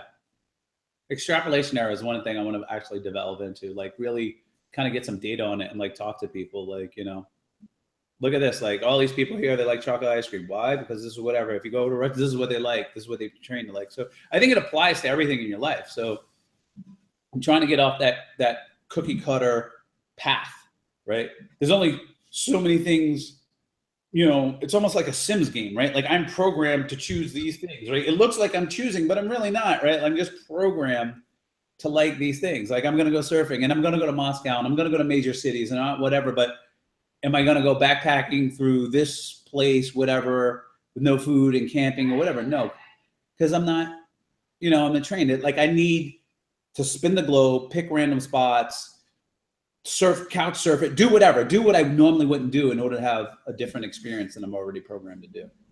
So I'm maybe you can do a bet that I think I'm going to do in a couple years, which is climb Mount Everest. That is a bet that I don't want to do. You know why? You can actually die. The death zone there. You can literally actually die. People die on the mountain and they stay there forever. I was just like, I could see myself, all right, I'm in Mount Everest, I'm up there, we're climbing, and then we're away from like civilization, we're up in the mountain, I'm like, fuck, I'm cold and I could die. Like, why the fuck? I don't like the cold. I hate this place. It's freezing. And I could just watch the HD version on Discovery, you know, turn up the speakers and hear the wind. I've been in situations like that where I'm like, why the fuck did I choose to do this? Like, I'm going to die here, or I put myself in a bad spot, and the risk, I miscalculated the risk reward. I think the last time I've done that is when I went running with the bulls in Pamplona. The bull comes out and he's right there. And I'm fucking like, what the fuck was I thinking? You know what I mean? That was like the last time I've had that experience. Or the time before that was I was flying plane. I was taking private plane lessons. And you're doing touch and goes, right? And so it's what you practice landing, right? Like, so you just land and take right back off, land and take back off, right? And on these Cessnas, the front wheel, like one of the problems with them is if you land too hard or a little hard on it, they shake, they wobble, right?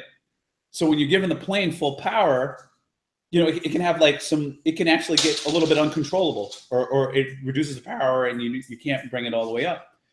At the end of our runway is like a telephone pole wire by the railroad tracks. So I'm doing touch and goes and you know, they're constantly getting squawked, which means like, you know, write down a note like, hey, front wheel, wobble, whatever, somebody landed hard on it, whatever. I land, I'm doing touch and goes. It's like my third touch and go coming around. I land and like, I'm hitting power and the wheel's like wobbling like crazy, right? And you have to take off at a certain distance down this runway, or your fixed wheels are going to clip the pole, right? You got to clear this wire. And so I'm like, you know, land, okay, flaps up, blah, blah, blah, check, you know, just running through a power, and it's like wobbling. And I'm like, oh shit, I passed, you know, C, exit, you know, D. And I'm just like, I had to make a split-second decision. Do I go and try and make it off? Or do I like slam the brakes and try and exit at D, right? Like, and get off before, you know, you run off. And like, luckily, like a neuron fired and was like, do not try and take off. So, you know, slam it down.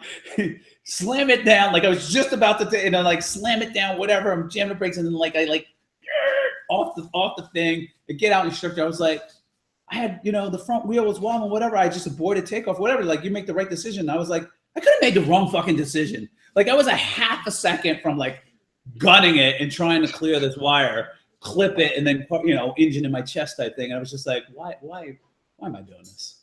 I got a kid on the way. Like, what am I doing? I quit. And I quit. That was it.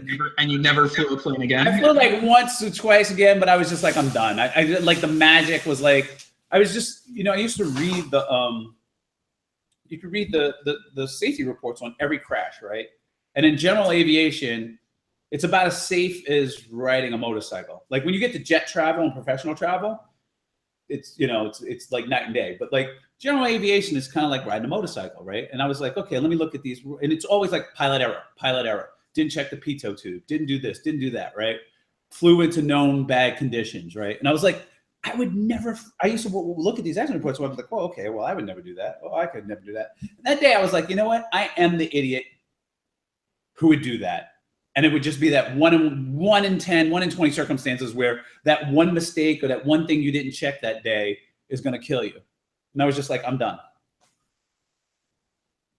That was it. The risk reward wasn't there. I was like, you know what? I'll just pay somebody to fly me. I'm not flying. I know how to land a plane. You didn't fly the helicopter today. Someone else flew the helicopter. That's why I fly a helicopter. Like I can fly a plane. Like I can land a Cessna. I can fly a plane. That's good enough for me. Okay. No planes flying for you. Okay. No, I'm just saying, like, it's like, those are the things, like, you make decisions like, oh, risk reward. Do I really want to be doing this? Do I get enough value out of it versus, motorcycle odds of paralysis or death? I'm like, nah, not enough value. Yeah. And running with the bulls was like totally asymmetric. Like, this is going to be the greatest thing I've ever done in my life. And it was one of the greatest things I've ever done in my life. And it was the stupidest thing I've ever done in my life. Why was it stupid? Because you can really, really, really, first of all, I don't even know dying is like, it's like you get fucked up. Like the crowd comes and they trample you, and it's so many people. The crowd is dangerous, right? Now, I like, this is the first time I've learned, like, how do people actually get crushed and trampled to death? And two, the bulls are no joke. And even if you don't die, it's like a really bad day when they get you. It's a really bad day. Like, it's a gore, it's a torn up leg, it's a broken this, or it's death. Punctured lung, no. And it's you and the bull, and you're like, I'm not an expert in bull. You know what I mean? I could just run. Like, what am I doing here? Yeah. I'd rather run with the bulls than do the swimming thing personally, but. Really? No. I'm kidding. We can change the bet. Listen, you gotta run with the bulls, man. How dangerous can it be? Well, the bull, it's a mile run from the beginning to the end, and they close the sections if you don't run fast enough, right? So you get sectioned off. So if you get trapped. But if you run from the beginning to the end to the arena, we can make a bet for that. You're fucking crazy. I mean, I was there. I did it. So, like, it's not like I'm challenging you something that I haven't been a part of. Right. So when you did this, you made it the whole entire way down? No, I had to go on the other side because when I ran, when the bull came out, right? First they let out these steers, and then the bull comes out, and it's just like boom, the crowd it's amazing. It's packed. And then you think a bomb went off in the center of this courtyard, and the bull comes out, and he's like going after this guy, and this guy goes flat on the ground. His horn catches his clothes, because that's what they teach you. If like the bull comes, you get as flat as you can on the lane, flat on the ground. The bull goes for him with his horn, rips off all his clothes. Dude's naked on the ground. Like, and everybody else is like hanging on the side of the walls or grates or whatever, and they're trying to pull each other down to climb up. And then the bulls start taking off, and then you start running. But there were so many people in the sections, the people look like a wall to the bulls ahead of them. So this bull turns around, okay? I'm the guy like running this way. And literally like 50 people I'm on the bottom of 50 people, okay? Between 25 and 50 people are like on top of me, and we're piled up, and the bull is looking like this way. I'm like, oh my God, I'm gonna die. And I'm like screaming like my name was Susan. I'm like, get off of me! Get up! Get up! And nobody could get up. And I realized like I'm on the ground trying to get up. And I realized like, shit, I got like a couple thousand pounds. You know what I mean? There's no way I'm getting out of this. Like I can't even crawl out when you have that many people on it. And finally, they peeled, you know what I mean? People peeled off, figured it out. It was like Scooby-Doo, you know, when everybody slams into the guys on the ground. They finally peeled off. The bull did not charge and bowling ball us out of there. They got up, and then, you know, we continued running. And I was just like, that was horrifying. First of all, these people could have killed me because there were so many people on top of me, and I'm on the bottom, and I can't get out. And second of all, there's bulls running around like crazy, turning around and doing shit. And I'm like, I'm going to get run over by the bull or killed by these people. And I was just like, this is the dumbest thing I've ever done in my entire life. But it was fun. It was like, It was like the stupidity versus the fun. It was like almost equal, but stupidity won out. I'm out. I'm out on the Bulls. The Bulls.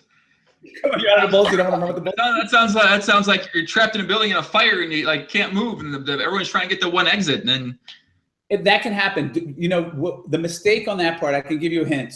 Don't run on the first day. We ran on the first day, and it's just too packed with people. Because they have it, you know, the running with the Bulls is like a week or whatever. So we ran on the opening day of the festival, and it was a zillion people there, and it was just nuts. And the streets were, there's the biggest party you've ever seen going on during this. All in the streets. People, it's packed, people are drinking, whatever, and then they hose down the streets. So it's a little wet, and the Bulls were sliding and slamming into buildings when they come around the side because it was wet from all the cleanup. So don't go on the first day. I think you'll be okay. This podcast took a strange turn here. I'm thinking about running with the Bulls right now. You could do it. Hemingway did it. Dexter said, I checked out a video too. Muck that. I'd take that bet 10 to 1 maybe. There's also scary stuff in that water. Forget about sharks. At least you'll have a boat beside you to bail if you need. What the man? Why y'all being so dramatic in this chat, man? Come on, I'm not man. Listen, a turtle might bite you, a jellyfish or eels. I doubt. I mean, I really doubt a shark is going to get you. Why are these guys trying to scare me hard in this chat, man? They are trying to scare you. Might need to find a pool for this thing. I don't know. You're gonna do it. Be a little bit of chop. You'll do it. Your arms will be tired. And that's about it. What do you got coming up next month, Bill? Besides Streamboat, that's it. It's Streamboat all the time. I mean, this month I got to start streaming a little bit more, get the entertainment going on. Still trading as usual. I kind of want to get one more trip out. I'm actually, you might be interested to hear this. On the 5th, I'm flying to Georgia. Do you know why? Jimmy Carter. I'm going to go to his church where he teaches Sunday school and try and meet the man. So, are you going to set anything up beforehand? What's that? Are you going to set it up beforehand? Yeah, I mean, I've been trying. He was in Canada doing Habitat for Humanity stuff, and I was trying to get in touch with him. They're like, no, whatever. But they're like, he teaches Sunday school still. I mean, every Sunday, and he's going to be teaching for the next couple of weeks at this Sunday school. So if you come to church early in the morning in Sunday school, then you can come maybe meet, shake his hand. So are you going to get a sit down though potentially with him? I don't know if I'm going to be able to get a sit down. I'm happy enough, just to shake his hand. Just going to take a pilgrimage, take my daughters down there. We're going to go meet a man of integrity, shake his hand. That'll be fun. I'm excited for you. That'll be fun. Hopefully you can get a little one-on-one time or something like that, like a little lunch or. Yeah, I would love to, but it's a bucket list item, and I get to knock it off. Hopefully, the 5th, everything goes well. When's that going to be? What's the date? What date you said that was? August the 5th. August 5th. That's like 5 days from now. Yeah. 6 days. Yeah. That's awesome, man. I'm pumped up. I'm excited. Sunday is August the 6th. We got to fly on the 5th. So. Yeah, so I'm psyched about that. I know most of the people in the chat are probably like, what? Huh? You know what I mean? But it's something that's been on my list. I'm going to get that done. And I do want to go swimming with whale sharks before. We missed the first time because my daughter was sick, so everything got scratched on that. We're dealing with that issue, and then we just immediately took off to go to St. Petersburg and Moscow. But I do want to go swimming with whale sharks between. Maybe you should go swim a mile with the whale sharks, Bill. Yeah, I don't want to get hit by a tail and get paralyzed. Things can go wrong. Okay. Next to whale sharks. No, I'm just kidding. I'm just throwing that out there to scare you. I wouldn't mind swimming with the whale sharks. Believe me, I'm already terrified. Don't worry. We're good. Keep doing it. Add on. It's okay. Yeah, I'm looking forward to doing stuff like that. And other than that, I'm just, working on, work stuff. Kids come in soon, doing kid stuff and hanging out.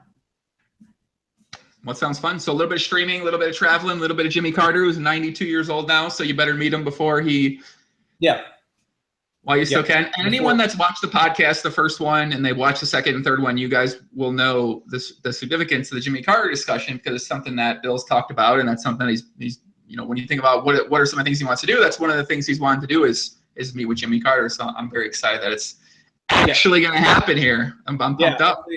Knock on wood, glass, or whatever. Hopefully it goes down. Another thing that I said I wanted to do that I'll get done, and it just makes me happy. Yeah. Anything else you might want to add to people out there? Tell them anything. Give them any parting words. Maybe a little bit of. I'm gonna look here a little bit. Yeah, I'm pretty much running out of good tidbits of stuff to give people, but I disagree. I think you still have some. Don't worry. I think I still got some gold in there. I'll just ask any last questions or anybody that we haven't missed that wasn't like fine that isn't Bitcoin. Do we have any non-Bitcoin questions? Conor McGregor versus Mayweather favorite. Yeah, I've talked to some boxing sharps. They're like, unless there's like some crazy punch, Mayweather's gonna kill him, and Conor probably gets gassed in the 7th round. Just it's a long fight, right? Like MMA is 3 rounds, right? MMA is 3 rounds, and unless it's a championship match, then it's 5 rounds. Right, and so that's a long fight, right, for an MMA guy. A long fight. Yeah. And a lot of punches thrown, right? Like a lot of MMA is like running around trying to grapple with a guy or whatever, but this is like a lot of slugging, in fights. So the sharps that I talk to in fights are like, it's just too long of a fight. If it was MMA, then it would be the other way around, right? Yeah, if it was MMA, it would definitely go the way around. Yeah, it would go the other way around. It'd be. Yeah, Drew says 3-minute rounds in boxing and then 5-minute rounds in UFC. So obviously the rounds are 2 minutes shorter, but yeah, there's a lot of dancing around in MMA, and not as in wrestling, and I just think that it's just a different fight and a different level of endurance, and that's what the sharps tell me. So I'm just going with those guys. Right, but I think the price got too wide at like 7. What was like at one point below like 9-1 or 7-1 or something like that. I think it's lower than that now, but I'm not exactly sure what it's at right now. I mean, they're not exactly in a knockout weight class. They're a little bit lighter than that. It's not like heavyweight where like one punch the guy gets knocked out, but there are some punches that can get in there that can like stun Mayweather, and he could get knocked out in theory, right? Like I think if McGregor wins it, it's going to be by a knockout. Yeah, they're at 4-1 and 5-1 for the most part. It seems like, according to this odds site. Seems about right. I would lay 4-1. Yeah. See what happens. Prop bet that Joey won't fight McGregor. I will not be fighting Conor McGregor. No. Well, you're outside his weight. How much do you weigh? 185. And he weighs what, 150 something, 160 something? I feel like he could weigh anything he wants to weigh. I don't know. I think he could weigh if he needs to weigh 185. I think he could weigh 185. He like fluctuates between his weight so easily. He needs him and Matt Staples and Jamie to get together, and maybe you can help him out with his weight, because that guy just fluctuates easily, it seems. Yeah, that would be good. We should get you on a 2-mile swim bet too, for double longer odds. Why? Well, I don't have anything else to add. I got some chapters coming out. The more I flesh out these chapters in the book, I would add that. If anybody wants to debate any of that part, I would talk about that. But right now, I think I'm just gonna snuggle with Lara and prepare for. Bill, do you remember? Yeah. So the last time we did the podcast together, when I was in Miami, I asked you some advice, and you said that the advice you have is when you wake up in the morning, whenever you wake up to, if you wake up next to your girl, if you're in a relationship, you should just, instead of getting out of bed right away and trying to get after it, you should take some time, spend some time with them in bed, and just enjoy that moment. Yes. And I have definitely taken that very GTO strategy. Thank you very much, Bill. Maybe you have one more strat you might like to share with the people, because that is one of those GTO things. That's one thing we do is like, you know, if one of us gets up out, like we're in breakdown about that aspect, it's like, that's not how we wake up, you know? So we're trying to think of what else. Babe, what else do we do that you think is like strong, like that helps our connection or whatever? We kiss a lot. Yeah. I would say we look at each other's eyes a lot and just look. Yeah. We remind each other to get out of the phones. Ooh, yes. Just, like, be present. I think the snuggling in bed though is like super. That time in the morning is like, Yeah. don't just jump out of bed. Mm-hmm. Yeah. Are there good ones like that, or no? I think also what we do, like if you're in like an LTR, you're trying to have a long-term relationship, whatever, is we constantly realize don't create scars. So I think like, you know, there's a theory. You have a relationship, right? Like, so you meet somebody, you love them, right? You love them as a human being, you love them as a friend, and then you're also like passionate about them, right? Like you have that in love feeling. And I think people kill that top level, that in love, that eros feeling by like small little cuts all the time, right? And then you become that kind of, I'm saying you, the royal you, the people tend to come that bickering, you know, we love each other, but little fights unresolved, little complaints all the time, little, you know, snide comments, right? You've seen them in the airport, right? Like somebody says something and it's like a very snap back, whatever. And we're very careful to like not like kill the romance by death by 1,000 cuts. Mm-hmm. Right. So it's, you know, it's, if I have a complaint or something, or am I saying it with love and out of love? Or am I just being like a dick and trying to be right and make a point? And like, we all want to make a point, right? You're a poker player. It's like, oh no, you know, 3-3 in this situation, you know, like you know, don't do that. I think one thing we never like sleep on anything. We never like let anything like go unresolved or like walk away before we like. That's a good one. You know? Yeah, we don't create scars. Like we hash it out. But you know what the funny thing, the greatest compliment I think Lara and I got is, so Stephanie, my ex-wife, comes to me. She goes, Breeza tells me that you and Lara fight like two kindergartners in the Peace Corner. And I was like, what? He goes, yeah. She goes, when Dad and Lara fight, it's like two kindergartners in the Peace Corner. You know, so like, you know, so we're like, well, this is how I feel about this. What did you mean to say? Well, this is how I, you know what I mean? It's like very, you know, in the corner, like, well, you hurt my feelings when you took a cookie bowl and you didn't invite me to play. Like, it's very, you know, trying to come to a common understanding as opposed to you did this, I did that, escalating. So I think that's part of our strategy from not creating scars, right? Like these drag out fights, make out, whatever, because there's some residual scar tissue that gets left over and you get kind of jaded, and then your partner is not like, it's somebody you love, but it's somebody that you're not in love anymore. You know, you lose that special feeling. And so I don't know the exact way to protect that special feeling, but that's just one way. Protect your special feeling as long as you can. I like that. I will not be having to worry about this advice because I don't know when I'm going to have a long-term relationship. So yeah. Well, the snuggle part is GTO for all scenarios. All scenarios. Yes.